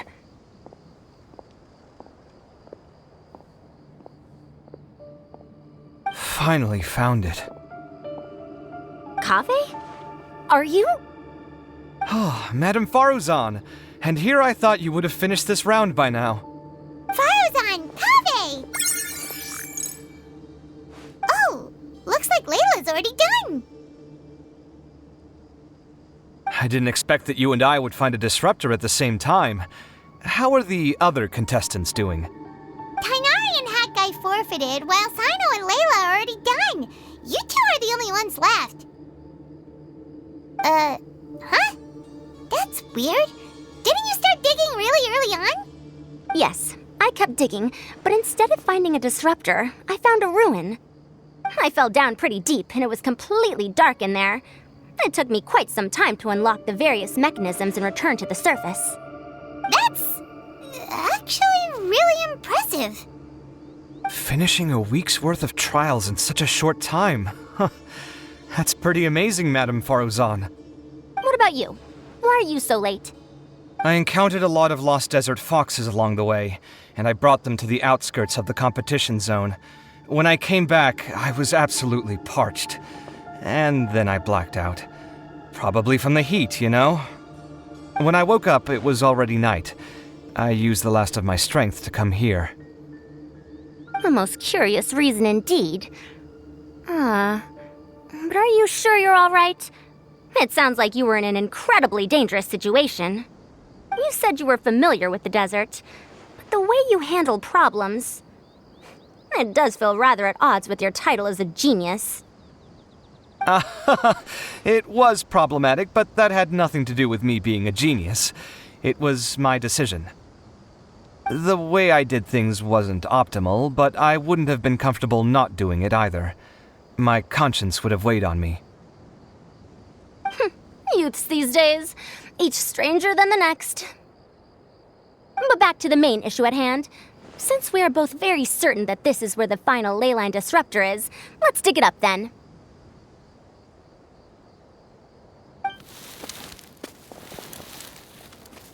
Well, this is indeed it. Of that there is no doubt. But how shall we count the score this time? What is it, youngster? You seem relieved. Oh, nothing. I was just thinking that this round's finally over. There shouldn't be any more innocent creatures getting wrapped up in danger. As for the points, I guess we can draw lots again later. I can't think of anything better. All right, in that case, let's all head back to Aru Village. Paimon thinks you'll both need some water and rest. Looks like the second round is over. I wonder who is faster, Kaveh or Madame Faruzan? Huh? Where's Madame Faruzan? She went to get water. She'll be back shortly. We basically arrived at the same time, so we'd like to draw lots again. You get caught up in some things so easily, like drawing lots. I'm not caught up in anything! Don't make it sound like I take pleasure in having bad luck! Really? Then should I say that you have a curious affinity for drawing lots? I'll go get the box and slips of paper for the lots. Please wait a moment.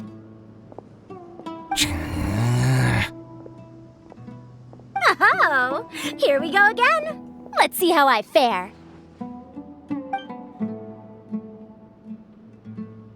I got it! Did you see that? I won! Congratulations! Looks like Kaveh's luck's taking a turn for the better! Finally! After all this time! It looks like you've been rewarded for your tribulations in the desert. This round's points are yours. And with that, our second round is done. Sino, Layla, and Kaveh are our victorious contestants. As for the current standings, let me see.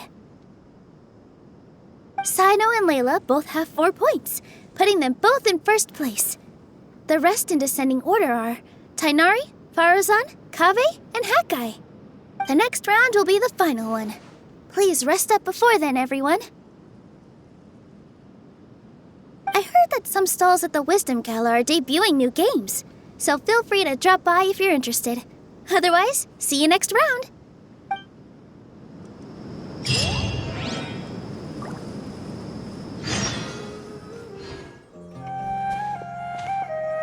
It feels like something's been on your mind this entire time.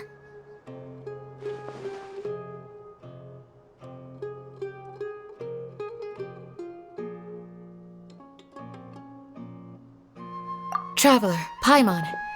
I finally found you. Finally? Did something happen? Don't you feel like there's something off about this year's Akademiya Extravaganza? When Candace and I were at the cafe earlier, we might have caught sight of some mercs on business. Thing is, they were disguised as tourists here to shop. But no disguise can mask the stench of blood. Just from their suspicious looks, I bet they do dirty work like kidnapping or assassinations. We eavesdropped on them for a while. Their target seems to be someone called Sachin. Sachin? Isn't that the person who Karina mentioned during the opening ceremony? He's apparently the sponsor behind the competition prizes and the Diadem of Knowledge, but he hasn't shown himself at all. Sounds like a rich person, all right. It makes sense now. The Eremites have been struggling to make ends meet recently, so a lot of groups have been doing private work that involves the rich. In their words, one gig sets you up for half a year. Just one job like this nets them enough mora to take it easy for a while. The extravaganza has brought many tourists to Sumeru City all at once, so it's likely that they took advantage of the bustle to sneak in. Dia and I wanted to directly capture them, but they were on guard and made some excuse to slip away. I would have tied him up if it wouldn't have caused a scene. Who's legally supposed to take care of this kind of thing? The Matra or the Corps of 30? If Sino were here, he'd definitely get involved. Why don't we head over to the Akademiya and tell Matra? Thanks a million, you two. Not at all. It was coincidence on our part as well. Yeah, don't sweat it. The Eremites' reputation is gonna get even worse if these scumbags succeed. But this is Sumeru City. Candace and I don't have as much freedom to act here, so we're leaving this in your hands. Should you require our aid, come find us at the cafe.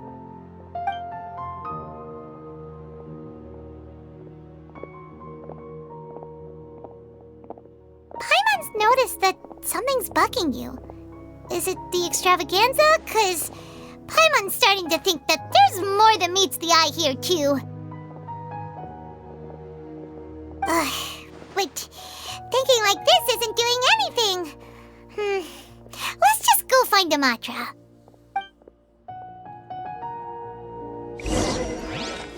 Great, it's always something suspicious going around. Hey, isn't that the Matra we investigated Siraj with? Arav, wasn't it? Let's go talk to him. Hello, both. It's been a while. Do you have any issues to report? Someone's planning to kidnap Sachin. Goodness. Though I suppose it's not all that surprising. The growing popularity of the extravaganza has given him quite the reputation boost as its sponsor. He's seen as one of these super rich types. Well, since he's got a target on his back now, shouldn't you send some people to protect him? To tell you the truth, we've thought about doing just that. However, Sachin apparently prefers to spend most of his time out doing field work, and hardly ever comes back to Sumeru City. No one has been able to contact him. Our only lead is something he once said. Each time the Interdarshan Championship is held, I will be watching from close by to choose a suitable person to inherit my estate. Assuming he remains committed to that promise, then he must be right here in the city somewhere. I suspect that the Eremites in question must have heard about that as well, and decided to come here and try their luck. So they shouldn't know where Sachin is either, right? I would assume not. Anyway, Mahamatra Saino is still on vacation, so I'll handle this. Don't you worry. A couple of kidnappers aren't going to get very far in Sumeru City these days. I have my ways of forcing them out into the open. All of that said, if you're interested in Sachin's story, why don't you try tracking him down as well? The sooner we ascertain his whereabouts, the quicker we can act to ensure his safety. I mean, you could task all the Matra and the whole Corps of 30 with someone's protection, but if the client doesn't show themselves, there's nothing we can do to help them. Fair point. Guess we should start searching for him too, but where should we start? None, I'm afraid. He's never committed any crimes or broken academic protocol, so we don't have a very detailed file on him. I've heard that Alhaitham has now stepped down from his post as acting Grand Sage and is back to being the scribe again. Maybe it's worth checking to see if he knows anything. Good idea! Okay, we'll head back to the Extravaganza venue and see if we can find him.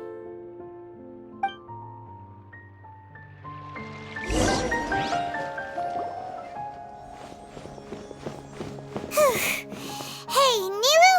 Have you seen Alhaitham anywhere? Alhaitham? Why, what is it? We're trying to track down someone and we need him to pull up some records for us. Oh, I see. Sorry, I don't know where he went. He's always the first to leave after the competition ends, and he never tells anyone where he'll be going. Huh.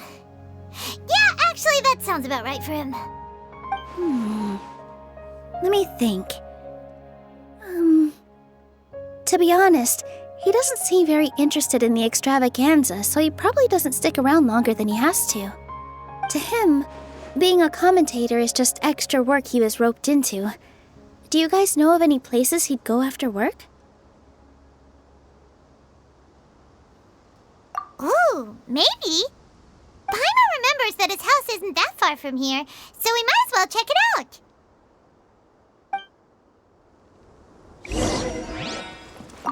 I wonder where Alhaitham would go.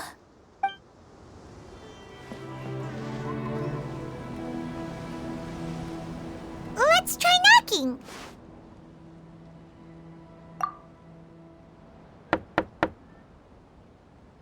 No answer? Maybe no one's home. Hello? Alhaitham? Are you in? We need your help with something. Oh, it's you two? Oh, Kaveh, you're home! Come on in, I'll get the door for you.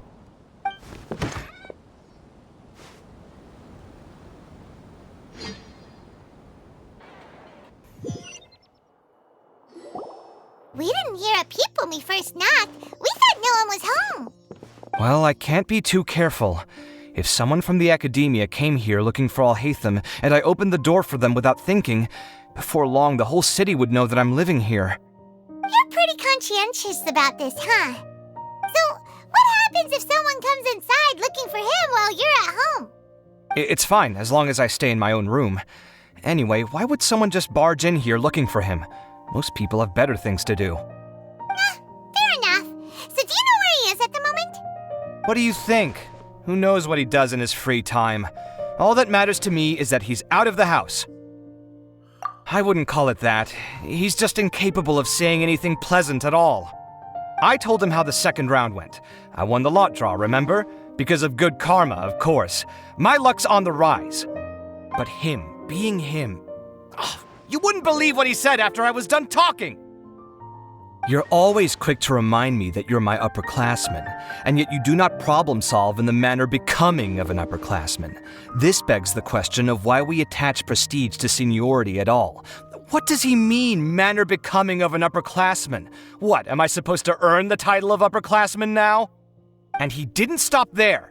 He said, I'd encourage you to reflect on why you've ended up having to rely on luck every round. Frankly, it's incomprehensible to me how you've managed to make it to this age without acknowledging the proverbial elephant in the room of your life. Yeah, that does sound like something Alhaitham would say. I've had it with him. Every time I talk to him, it's the same way. He finds a way to infuriate me every single time. Anyway, the disdain is very much mutual between us, so I'll be moving out as soon as possible. I'm actually packing my things right now. He'll have to get used to doing his own cleaning and tidying from now on. See those perfectly hung paintings on the walls? They're coming with me too. If his life wasn't utterly devoid of artistic sensibility already, it certainly will be after today. Wait, you're moving out already? But the competition isn't even over yet. How can you afford it? Well, obviously I can't just yet. I'm just packing early to get ahead of the game. So in other words, I've you're got my probably not new place moving picked out already. anytime The moment soon. I have my hands on the prize money, I'm going to buy it and move my things right in. It'll take me 3 days tops to move out of here for good. I now know what I have to do to achieve this goal. No matter what happens in the third round, I will win. I will emerge triumphant. You'll see. Well, we'll be rooting for you. But are you sure you'll be all right? In what way? Layla said that she thinks you'll get caught up in internal conflict. Meaning what exactly? Oh, don't tell me you think I have serious personality flaws too. Oh, we didn't say that. But think about it. You say you want to win, but you also turned Frozone down when she offered to give you her points. Plus, you took it upon yourself to help those desert foxes. Wait, what's so unusual about all that? I gave you my reasons. I would have felt guilty otherwise. Where's the conflict in that?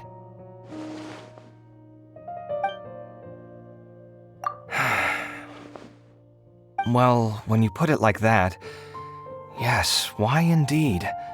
It's a good question. I guess it's just in my nature. Plus, if I just did nothing, then there'd be no escaping the blame if something bad came of it later down the line. But thinking like that all the time must make your life so exhausting. Not to mention that by helping out, you put yourself at risk. Fainting in the middle of the desert, for example. Was that really worth it? It's complicated. Look, let's maybe leave this conversation for another time. What was it you needed Alhatham's help with, anyway? Sachin? Huh. He did actually mention a Sachin recently. I remember he brought a few documents home that day. He was thinking out loud as he looked through them, making some notes and doodling as he went. He even suggested that I should take a look, but I didn't. Give me a moment. Let me go find them.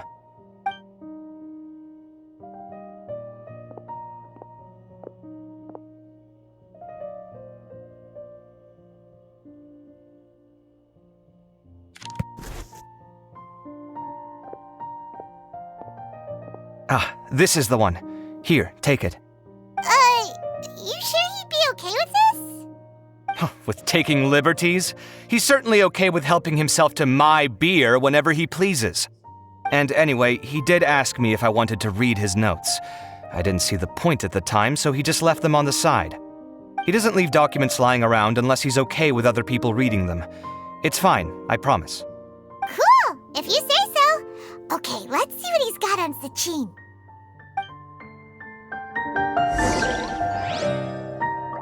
I fetched the documents for you.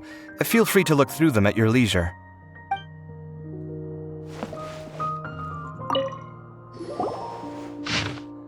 Okay, what do we got here? Vahumana. Yeah, that's the same. That's the same brand as the hat guy's with.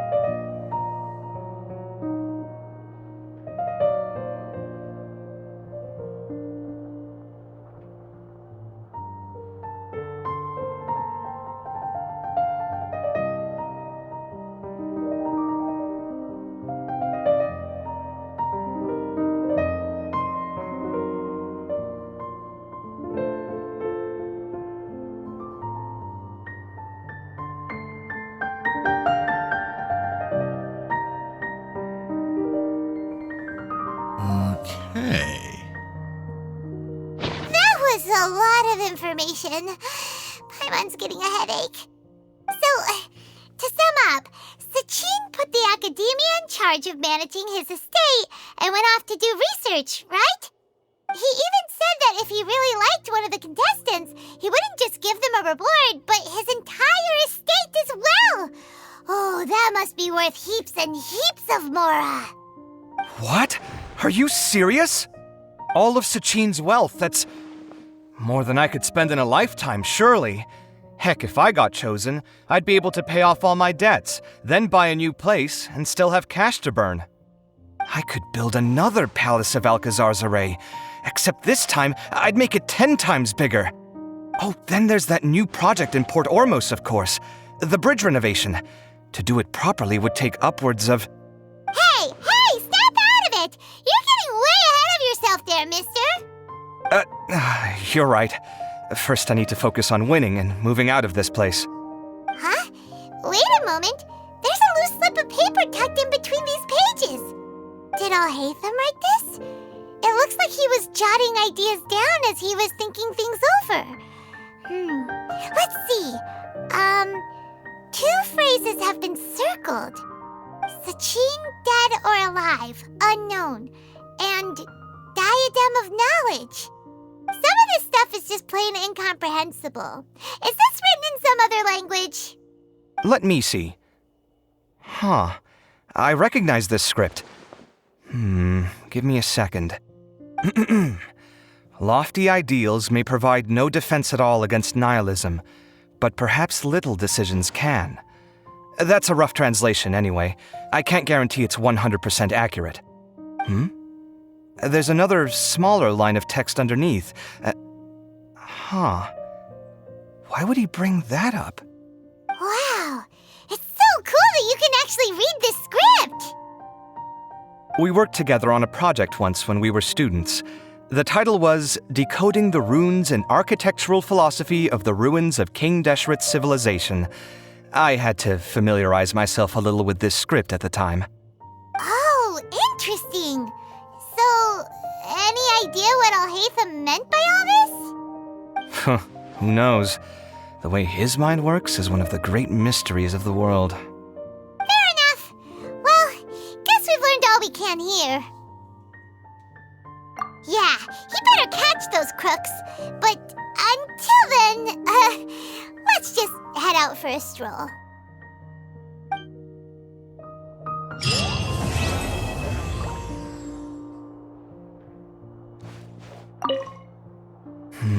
Little decisions.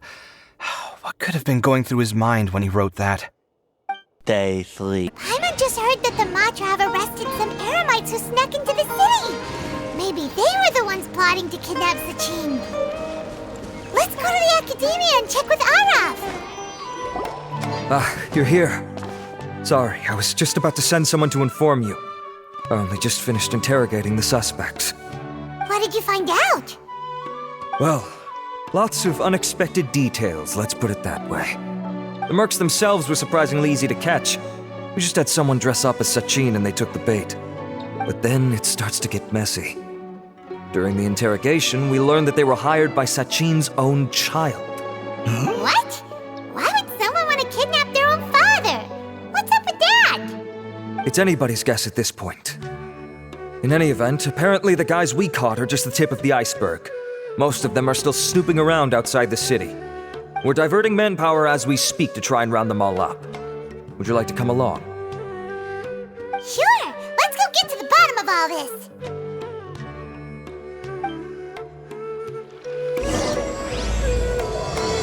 Why would his own son kidnap his father? What's going on here? Are you sure this is the right place? Something feels off. I'm positive. But I don't understand why they're all unconscious on the ground. Oh, beat him up?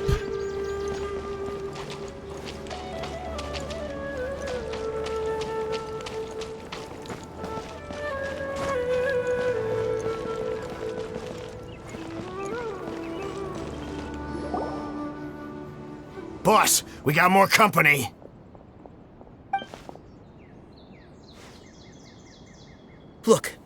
just doing what we were paid to do. You're punishing the wrong people here. You want the real culprit? It's this guy. He hired us to kidnap Sachin. What happened? Who beat you all up? Wait, you mean you aren't with them?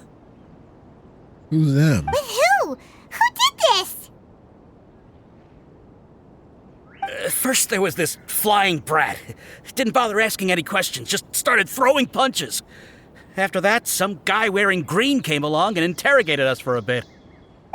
I've got the confirmation I needed. This is the one who masterminded this whole plot. Jawani, Sachin's son. If you have any questions for him, now's your chance to ask them. When you're done, I'm arresting them all and taking them back to the Akademiya for further interrogation. So why did you hire people to kidnap Sachin? What do you think?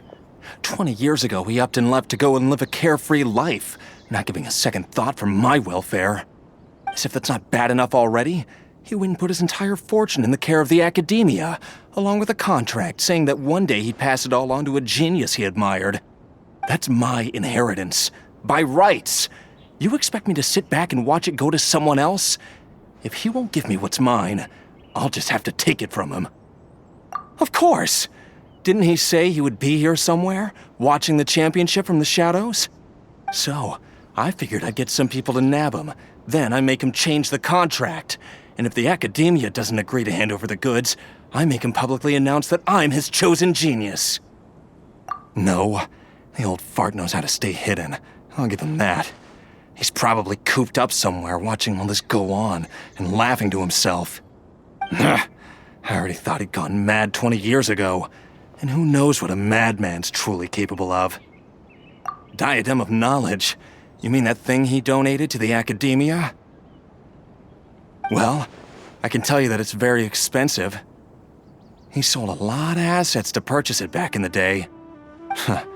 Weird things started happening after he brought it home, too. For example, sometimes we'd hear a high-pitched voice coming from the storage room. Also, before donating it to the Akademiya, he once shut himself in that same storeroom and researched it non-stop for days. Something was already seriously wrong with him by that point. Nothing he did shocked me. What do you mean, something wrong with him? I only have a vague memory of it, since I was very young at the time. But I have the impression that he went out into the desert for research and didn't return for many years. When he finally did return, he was a changed person. He would mumble incomprehensibly and write essays day and night. I asked if I could see what he'd written, but he chased me out of the room. Later, he went out somewhere and took his written essays with him. When he got back, he signed his contract with the Akademiya. Part of me wonders whether he'd already stopped being my father by that point. Perhaps the man we called Sachin was a demon from the desert who was wearing his skin. Okay, you can stop now. You're creeping Paimon out. You can believe me or not. Doesn't matter to me. I told you all I know. But if you do see Sachin, tell him this for me. Whatever it is that he's researching out there, he'll always be garbage in my eyes. You finished? In that case, come with us. Well, we finally caught the guy behind all this. Thanks for providing us with the critical information. Do you still have any lingering concerns? Yeah! Al-Haytham's notes do mention that item. Scribe Al-Haytham looked into this matter. Understood. Well, if you believe there to be an issue with the diadem, I'd suggest contacting the organizers and getting them to pause the competitions while we investigate. That makes sense. Okay then, let's get back to the venue. We need to tell Karina what's going on. Uh-oh. This place looks empty. Did someone already take it? Well, we might as well head back and see if anyone's turned it in.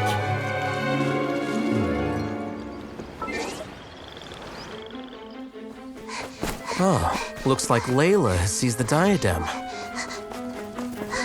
But getting to the goal won't be easy.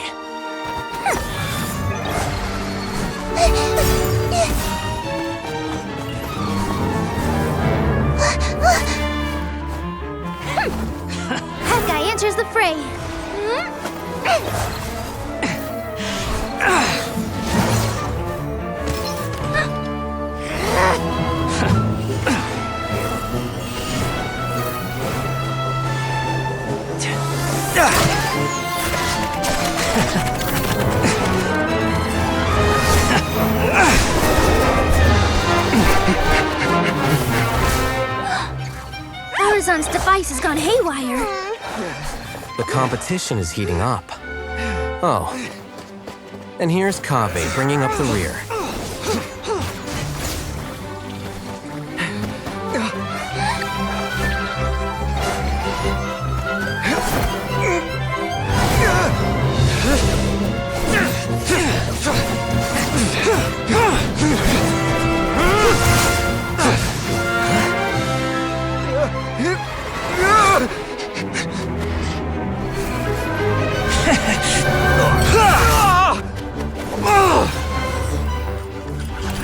It's Kaveh's toolbox! Throwing the diadem to its owner!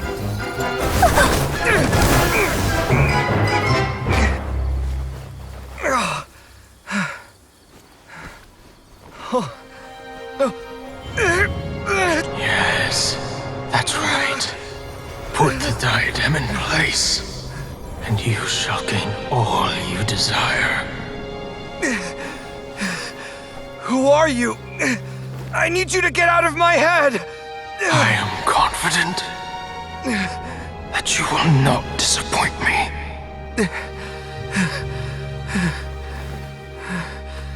What just happened to me?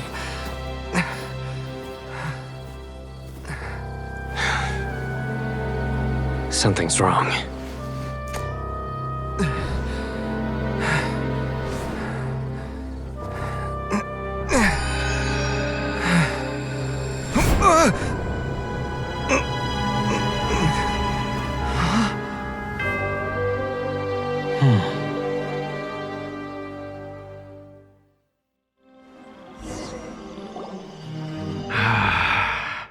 At long last, someone to inherit my estate, and with it, my research. Come, Kaveh. Come to me, my child. How do you know my name? Wait a minute, Who are that's you? Sachin, right? I am Sachin. Well, to be precise, I am but a fragment of Sachin's mind. Fate is a curious thing. Seeing you reminds me of another I once met. But you are made of sterner stuff than he, more cognizant of the trials and tribulations of this world. It is you who are worthy to inherit all that I once owned. We meet for the first time, children. But what I mean to say now is of utmost importance. So please, pay attention and bear witness. You have all performed outstandingly in this Interdarshan Championship. The Akademiya has many rare talents among its ranks, and you are the creme of the creme. But if I were to choose a successor, I would choose you, Kaveh. Not only because you are victorious, but also due to our similarities in character.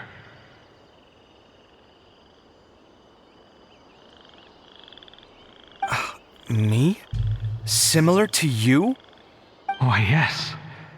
Both of us have the misfortune to be idealists, and that is the source of our misery. 28 years ago, I came to the desert and lived there for 8 full years. What do you think I saw there? Alas, endless strife and slaughter.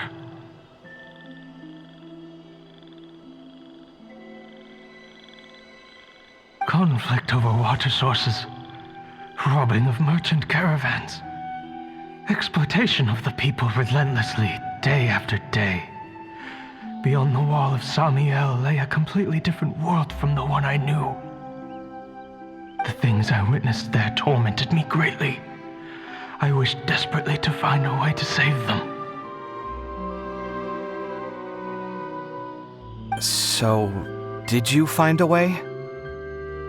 As a Vahumana scholar, I tried to use Vahumana knowledge to find the answer.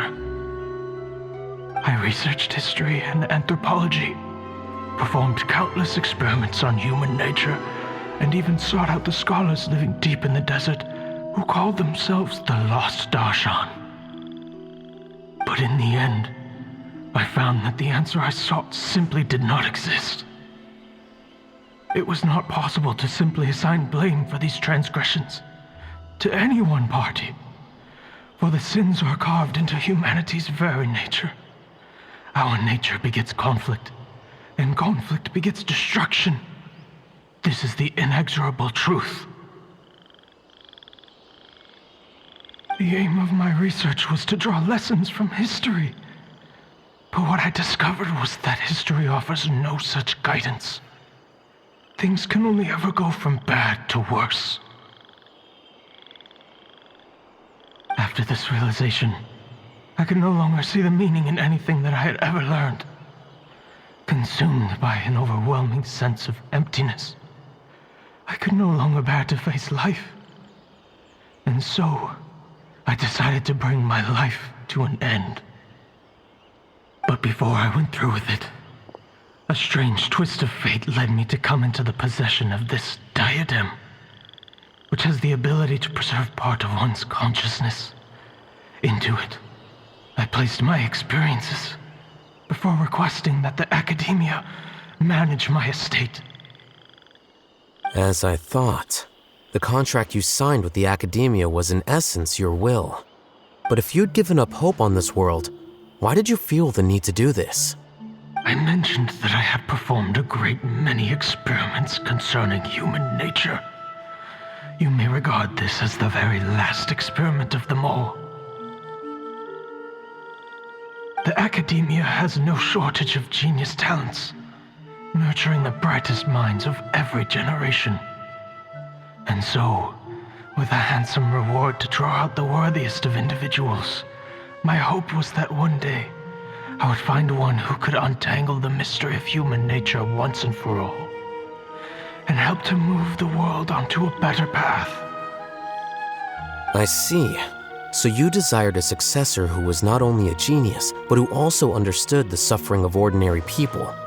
Such a person would have a clearer understanding of humanity, society, and the world. Huh? But did you ever consider that wealth numbs the human heart to the pain in the world?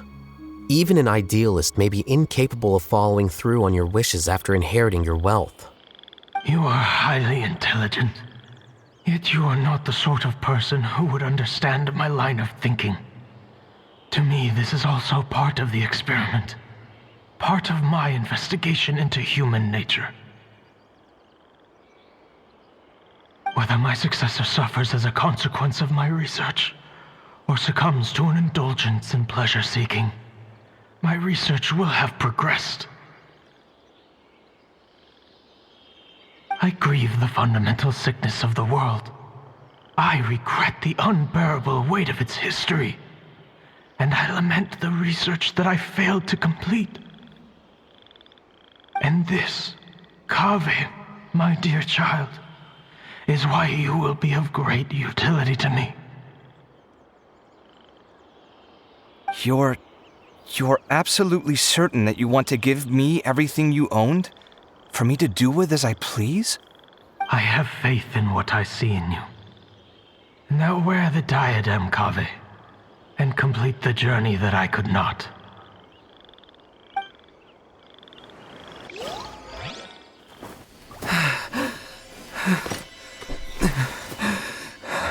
Will the verdict I reached cause you suffering?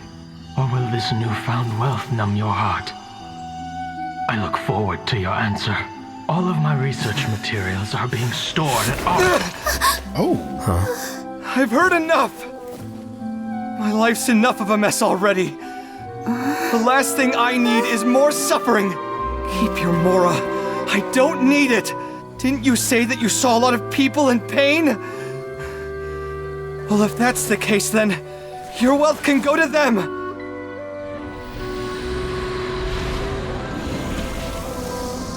That must have been the right answer.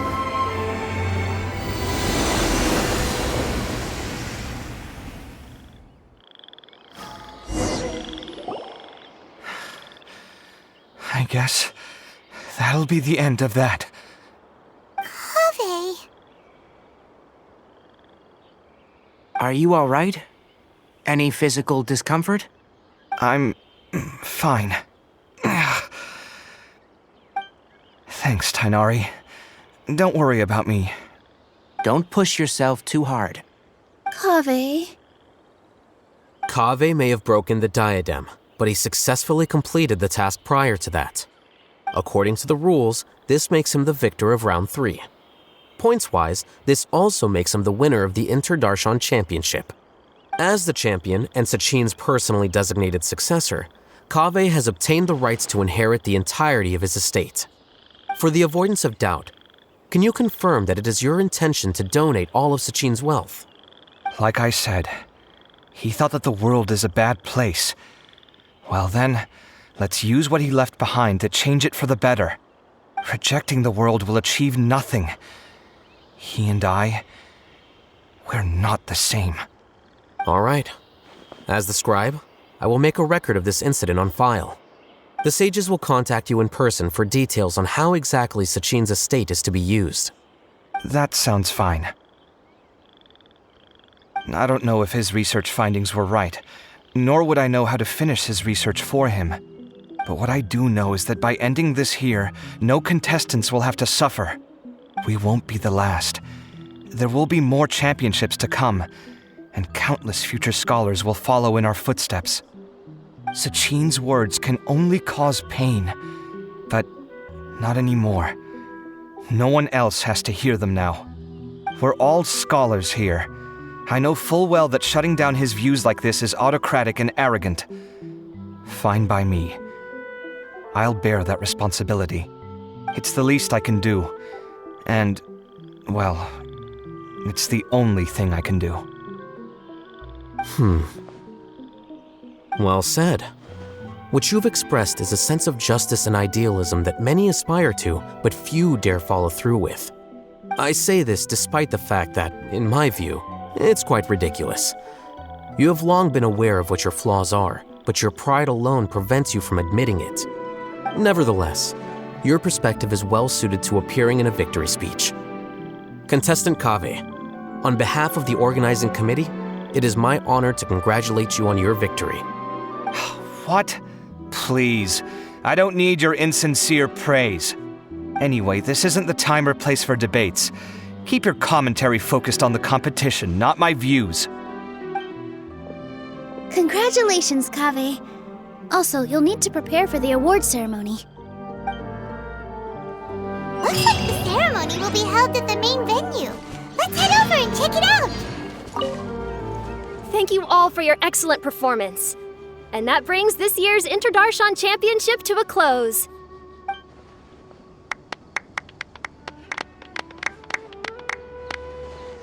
Finally, it gives me great pleasure to invite our champion, Kaveh, to the stage to receive his award.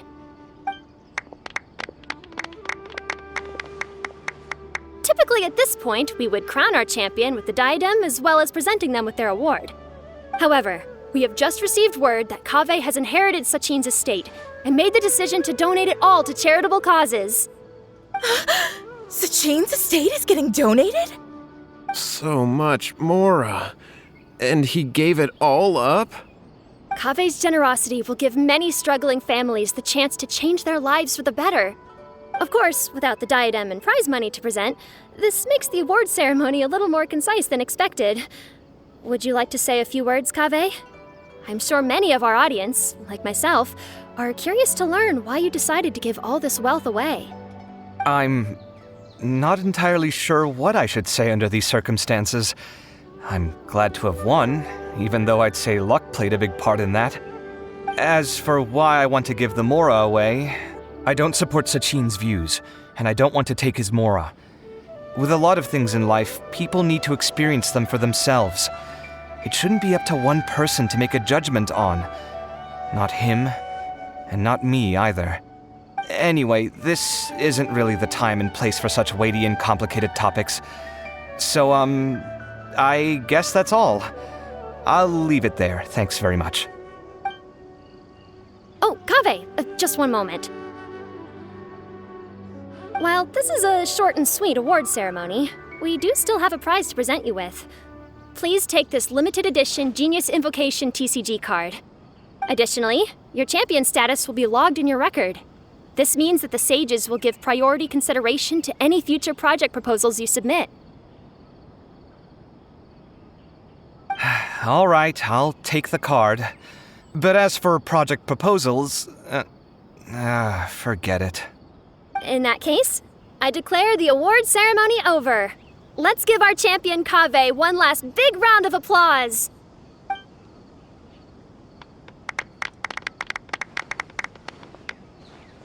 I still don't really get it. The sum of Mora would have been enough for me to live in luxury for my entire life. That just means you're not strange enough to understand the way that geniuses think. Come on, we've still got the whole Wisdom Gala to explore.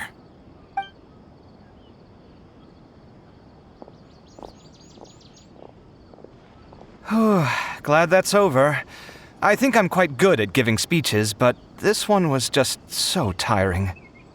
Do you mean that you're still exhausted from the competition? Honestly, you don't look happy at all, but whatever else happened, you're the champion, you know? Don't you think you should be proud of that? I suppose. Oh, wait. Sino said he wanted the card, didn't he? And now I have it, right here. So you're gonna give it to him? But if it's a rare one, you should be able to make a tidy sum of more off it. Why would I do that? It's of no use to me whatsoever. I may as well just give it to him.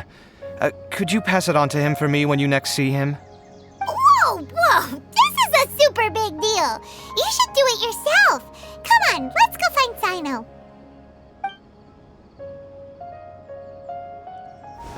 Huh? But I was gonna rest for a while longer.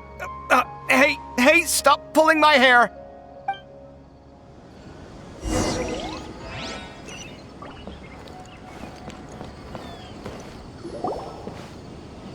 What you looking at, Sino? I'm still thinking about the Sachin issue. What brings you here? Well, they gave me this limited edition Genius Invocation card, and I figured you'd have more use for it than I. But it's a limited edition. Are you sure you want to give it to me? What else would I do with it? I have no use for it.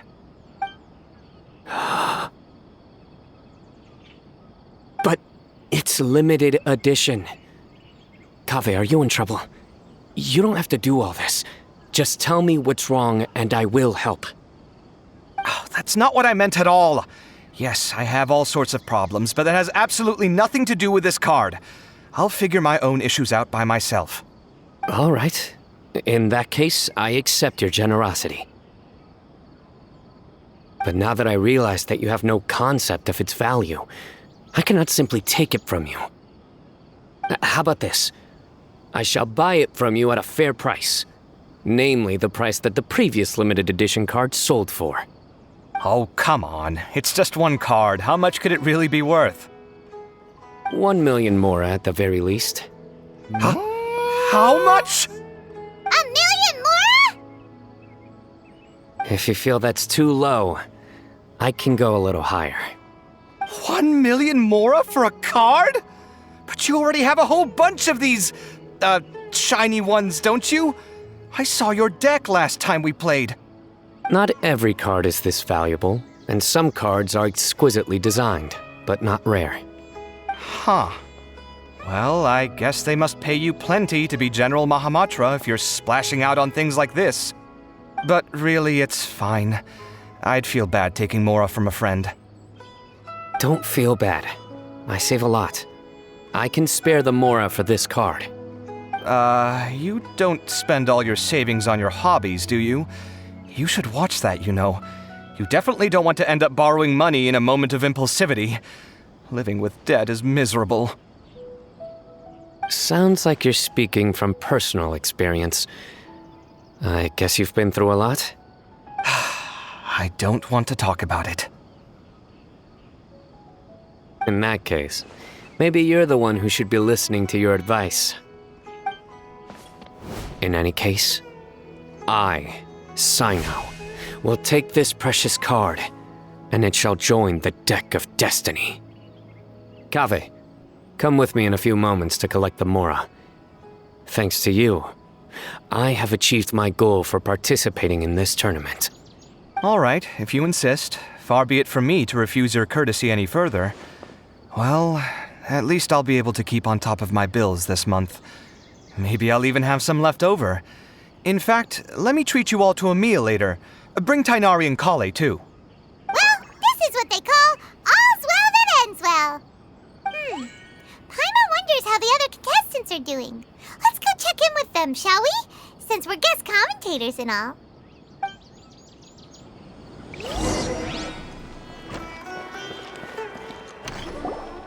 I'm telling you, you can't go wrong taking advice from me on what to wear.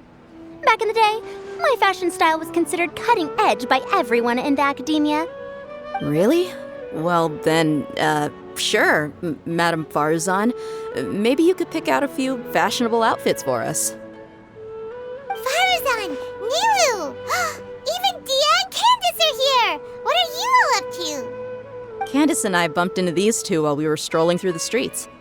Madame Farzan here's pretty friendly. When she heard that we were buying clothes, she decided to give us some help. I don't really see anything I'm familiar with. Never mind. We can purchase some textiles and make the clothes ourselves. Let's go with the plain fabric as our base, and embroider red and pink flowers on. Oh, and some green leaves. Oh, wait a sec. You sure that's the latest style? That sounds a lot like what the older folks back home would wear. Don't worry. This style is a timeless classic. No thanks. This is actually sounding pretty weird. Wait. Madame Farzan's right. That style is a classic and used to be mainstream fashion. But these days, there are some other options too. If you don't mind, how about I pick some clothes out for everyone? It's not often that we get to meet up, especially since Candace rarely makes it to Sumeru City. Also, I know a few places where I can get a great bargain. Sure. I'm happy to leave it to you.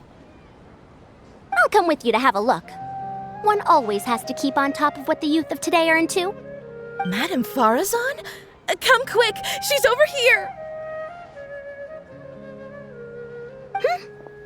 Who are you? We're new in the Akademiya. We saw all the amazing things you did during the competition. Do you have any classes we could sign up for? Of course I do. And you're both very welcome to join. That's great! We can't wait. What's your area of research? Precision mechanics? I'm from Haravatat. Huh? But you seem like an expert in machines. Wait, sorry. I remember now. You were representing the Haravatat Darshan in the championship. Oh, their classes are so boring, though. I'm sorry, ma'am. Let me know if you run any other classes in the future. I'll be there. I knew it. What about you? Aren't you going to leave with your friend? I think you're amazing, Madame Farazan, and I'd like to learn from you for a while, if possible. I can take the class you're teaching as an option, even though cross-Darshan lessons might be a little tough to arrange. But I look forward to learning from you. I see. You're a good egg, child. Don't worry. Study under me, and I promise you, you will get the best teaching available. Thank you so much, ma'am. Well, I won't disturb you any further. See you in class. I don't quite understand what happened there, but congratulations, I think. Traveler, Paimon, would you two like to come and pick out some clothes? Sorry, we can't. We've got a meal with Kaveh later, and we have to check in with all the other contestants before then. Oh, by the way, have any of you seen Hat Guy or Layla? I don't know where Hat Guy went. We just saw Layla not too long ago, though. But she was hanging out with some other Ratahoa students, so we didn't get a chance to speak with her. Are you gonna go and see what she's up to? Ratahoa students? They must be the ones who voted for her to enter the competition, right? Oh, she didn't end up winning, so Paimon wonders how they feel about that. Let's go take a peek. If you don't come to Sumeru City often, classic floral designs aren't a bad choice. Those don't really go out of style. And of course, since you're putting this on your body, you need to consider the type of fabric the clothes are made from. Some materials might look stunning, but they can be terribly uncomfortable to wear. Agreed. After all, is fashion not the constant phasing in and out of classics? In that sense, you could always consider the style I suggested too. Wait, sorry, ma'am, but I think it could be quite a while before the style you recommended comes back into fashion. I actually think the style recommended by Madame Faruzan is quite beautiful. Isn't it just? You have a discerning eye, my dear.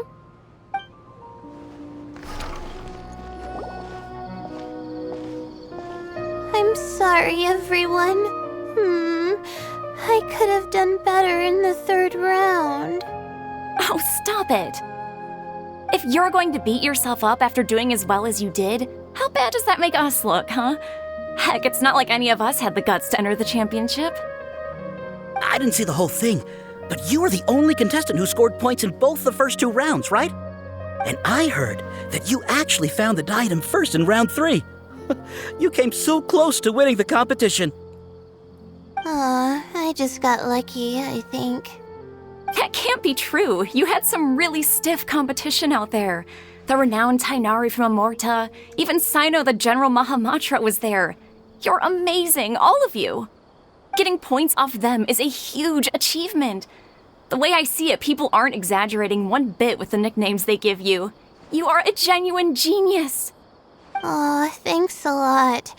But I really don't think I qualify as a genius.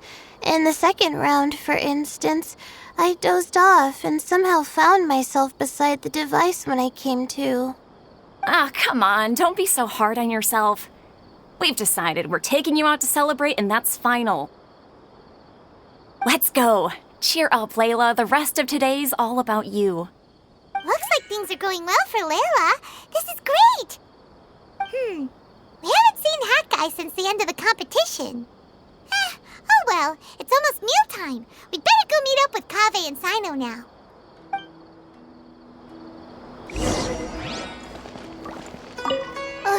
I can't believe it. But in the end, no one was disappointed in me. What a relief. Finally, I can get some good sleep.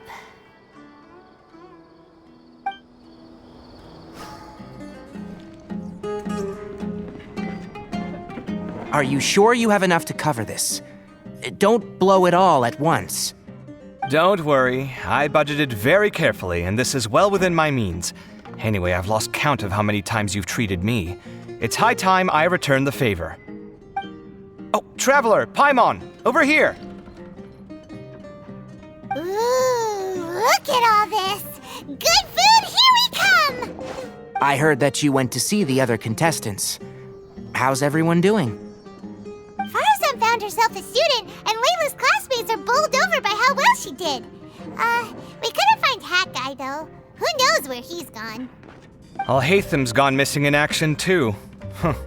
The one time I'm actually in a good enough mood to treat him to a nice meal, he disappears without a trace. That guy. Where the heck could he have gone? I still have questions about that note he left. Well, whatever. He can do what he wants. Now, let's eat.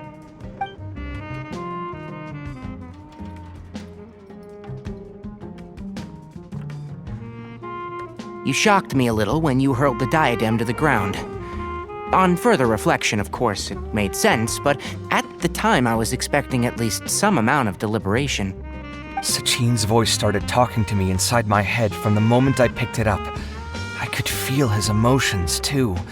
It was a mix of despair and horror swirling around inside my mind. He bombarded me with his ideas relentlessly, like he was trying to brainwash me. It gave me a splitting headache that only got worse as he went on.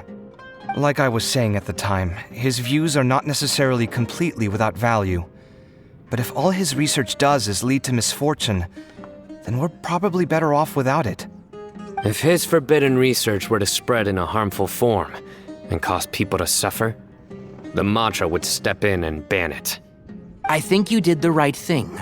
I suppose another way to approach it would have been to claim that you agreed to inherit his research, but give up the research as soon as you've inherited the wealth. But that wouldn't have been your style. I won't comment on his theories or experiments, but I don't believe that he was careless in his choice of candidate. He chose you. That means he knew what he was doing. Perhaps. I just think that if you accept someone else's things, you should honor their wishes. That's a good thing. It means that you have integrity. Thank you, oh my god, thank you. See, you get me, Kaveh. It's a good thing Alhaitham isn't here right now. He'd be quick to explain why you're wrong. Seems like you always include him in the conversation, even when he isn't here. Yep, no dinner with Kaveh is complete without a few words about Alhaitham. I sense that Alhaitham has in fact been here with us all along. He's here? Where? Why didn't you tell me? He lives rent-free in each of our hearts.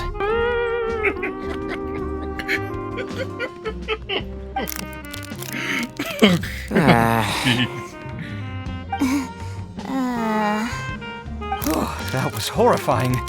It literally sent chills down my spine. Good thing you didn't say that before we started eating. That would have killed the mood in a heartbeat. All right, enough about Alhaitham. Tighnari, did you achieve what you wanted out of the championship?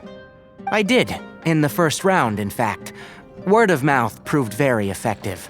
I spoke to a handful of people, they told their friends, and so on. Now, a record number of people have signed up to attend the next lecture. Oh, are you free next month? You should come along, maybe even say a few words. About what? I don't know the first thing about anything Amorta related. Just play to your strengths.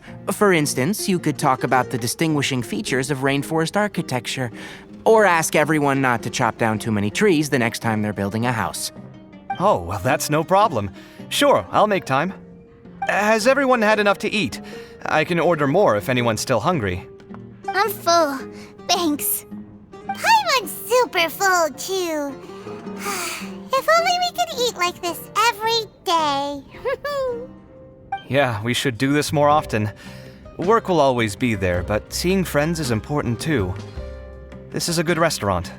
Let's definitely come here again. Sounds good. We should pick a few other places as backup options, though. There are other good places around here, too? Oh, and don't forget to invite us if you go. There's nothing we love more than good food. Kaveh, do you have plans after this?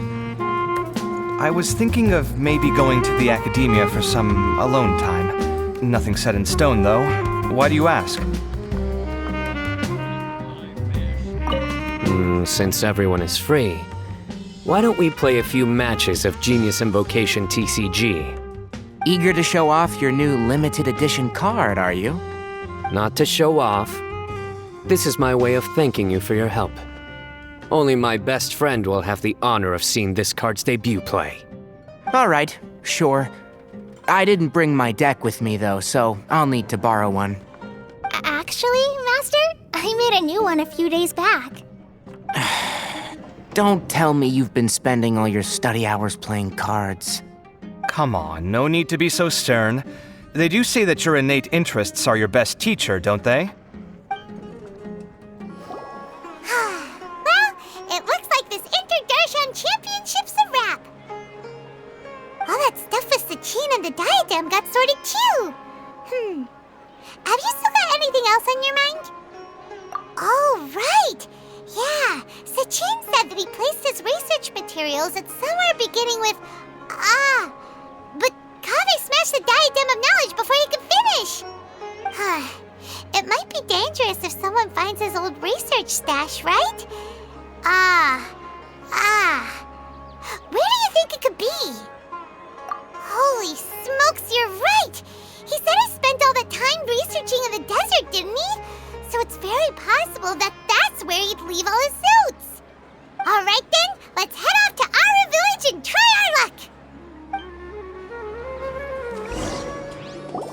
This is what we've been up to.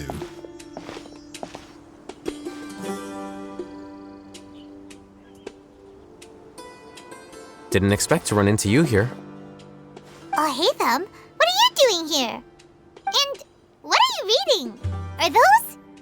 Sachin's notes? Yes. I came across his profile while I was organizing some documents and became interested in his research. If it wasn't for that, I never would have agreed to being a commentator. I had a hunch after seeing the fragment of his mind, and sure enough, I came here and found his research. Wait! So, you've read it already? Are you alright? How do you feel? I think you may have misunderstood something. The reason Sachin chose that architect to inherit his research was that only he could really empathize with both the calamity and the humanity that these notes seek to convey. Only one who resonates with these sentiments would suffer and begin to think of history as bleak, the present as perplexing, and the future as pessimistic. Empathy is a double-edged sword. Clearly, I am not the same sort of person as Sachin was. Empaths have many friends, and their wide social circle comes with certain societal advantages. But this also makes it hard for them to achieve their goals. Why's that? All important things in life involve other people. As such, it's extremely difficult to live a life that causes no harm whatsoever to others. If you really want to achieve your goals, you have to be prepared to make enemies along the way. Not everyone can deal with that reality. And that reality is like the material here: objective, heavy, negative. But at the end of the day, for all these experiment results and conclusions, it's just one person's perspective, Sachin's. So, what are your thoughts now that you've read it? As a scholar, Sachin was without a doubt a genius. He laid the blame for the darkness in the world squarely on humanity, experimented extensively with reliable results, and drew logical conclusions. In that sense, one might say his views were correct. So, people are bad? And things can only ever get worse? All of that's true? That is not a question for me to answer. Someone else will arrive shortly. You can ask them instead. All I will say is that the world is not built on correctness alone. Sometimes, being correct means nothing at all. Lofty ideals may provide no defense at all against nihilism, but perhaps little decisions can. By their own choice, the idealist seeks to bring happiness to all while denying themselves the same. Thus, they shall never reach even the borders of truth until they wipe away the ignorance that blinds them. I've never been able to agree with certain philosophies. Even Sachin himself struggled to comprehend the notion of sacrificing oneself for the greater good. But sadly, all viewpoints will find their supporters, and the way we see the world largely decides our fates. All right then, I got what I came for. These research materials are yours to look after. I'll be off. Wait, so you came here just to read this stuff? You missed out on a big get-together, you know. A get-together? Ah, yes, that makes sense. This is a good opportunity for that sort of thing. Guess what? Kaveh treated everyone this time. Then I'm sure he packed up the leftovers for me. See ya. And there he goes. Well, it seems like he really wasn't affected by this research. He said that someone else would answer our questions. Who do you think that'll be?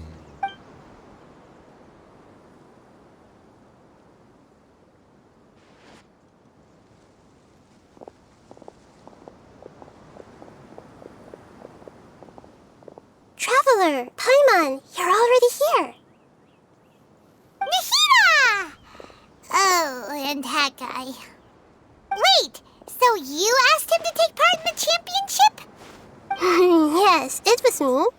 Are you surprised? Not really. Did you know that there was something wrong with the diadem from the start? And if so, why didn't you switch it out for another one?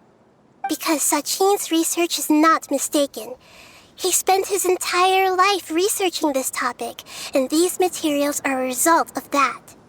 These are the crystallization of his wisdom. Yes, I was worried that the material might cause some disruption, but I didn't want to wipe away all his hard work searching for the truth. So instead, I had Hat Guy here help me keep an eye on things. Oh, seriously? I think you can stop calling me that now. Why? Don't you like it? Well, anyway, if Sachin's chosen successor hadn't been able to handle his research, or if it had brought pain to more people, he would have intervened at a suitable moment. And after all that, the person Sachin chose turned his nose up at his life's work. Pretty hilarious. I was also hoping that this could be an opportunity for you to learn how to interact with people normally. But it looks like that didn't work out. That wasn't necessary. I'm still paying you back for your help. And the last thing I need is more reasons to be indebted to you. Maida, what did you mean by Sachin's research is not mistaken? Does that mean that you approve of his research? Put it this way instead. Truth to me is like a shroom boar. Some people only see the mushroom on the shroom boar's back, and they conclude that the shroom boar is a mushroom. Others see only the shroom boar's body, and they declare that the shroom boar is a boar. Still others look deeper inside, and determine that the shroom boar is meat. These conclusions are all correct in their own way, but none of them objectively describe the shroom boar. Paimon kinda gets it, but also not really. Yeah, me The too. world is the same way. No one, not even I included, can understand it in its entirety. All of us are somewhere on the path toward truth. Within the confines of our limited knowledge, some may blindly believe in the beauty of this world, and others may focus only on its evils. In truth, the most important thing isn't what state the world is in now, but what people hope it will become. But of course, I don't mean that as a criticism or a call to action. Ultimately, my duty as the God of Wisdom is to guide every form of wisdom to a place where it can find its purpose. That was a long speech. So what are you actually going to do with these research materials? Because Kaveh, as the successor of this research, does not wish to see these ideas disseminated, I will seal it up. But even though Sachin's research could be considered negative wisdom, it is still a building block of the truth. If someone wishes to follow in his footsteps in the future, I will not stop them. I also look forward to the day that a member of the Vahumana Darshan can not only comprehend his theories, but also find a way out from the despair as well. Vahumana doesn't have that kind of talent. Wait, you're not intending to keep me in Vahumana long term, are you?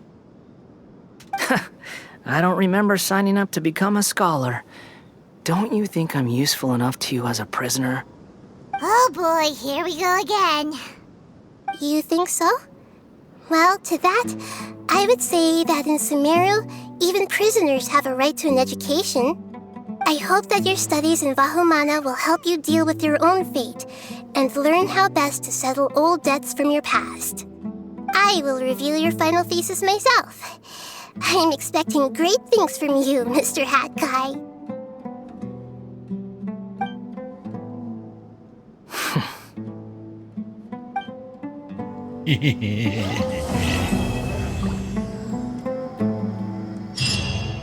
Epilogue. Where were you while the rest of us were eating together? I don't recall being obligated to report my whereabouts to you. Did you go find another hidey hole to read in? You need to change your ways, you know. You can't survive on books alone. Surviving on meals paid for by you would be harder still. You? Whatever. It doesn't take a genius to guess what you've been up to. You were investigating Sachin, weren't you? It was obvious from your notes. However, I don't believe his research alone would have been enough to pique your interest. His way of doing things is disturbing, while you... Well, to be fair, your philosophy disgusts me too, but you and Sachin are nothing alike. I don't imagine your views intersect at all. Egoism and nihilism are not the same thing. My personal interests aside, Sachin's legacy is not entirely meaningless. He conducted experiments on a great scale and left his findings behind. Also, thanks for the compliment, but I'm actually just passing through. I didn't come here for the conversation. Well, not this one at least. What do you mean? What topic of conversation could be more sacred among scholars than the exploration of differing philosophies? Well, based on what I've learned, Sachin and his disturbing way of doing things, as you put it, is very likely to have met your father 20 years ago. What did you say? Wait, so... No, surely that doesn't mean... So that's why he thought I looked familiar. My father must have gone into the desert due to his influence. I'm afraid so. Good thing I shattered that diadem. From now on, nothing like that will ever have to happen again. The boundaries of knowledge are ever expanding. Someone else will inevitably pick up the same line of research one day, and Vahumana regards it as a reasonable research direction. Oh, not this again. Even if you're right and people are bound to fall into the same intellectual traps, things won't necessarily go the same way again next time. You have to admit that the actions of one individual don't always predict the behavior of the group, and vice versa. Take Sachin, for instance. He's quite an anomaly. And so is the one who stopped him. You. Conflicts of this nature are indeed exceptional, but it will occur again in the future. You said it yourself. The actions of one individual cannot predict the behavior of a whole group. You know that not everyone would have chosen as you did.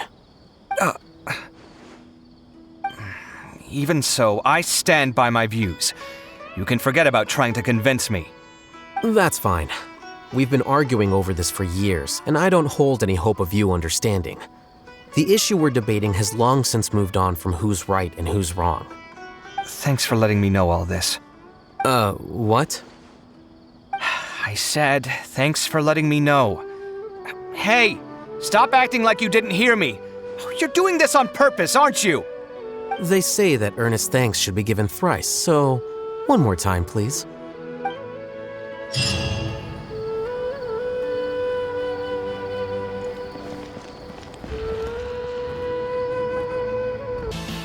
Thanks for watching. Feel free to like the video, leave a comment, and subscribe for more videos. This is Mike, signing out.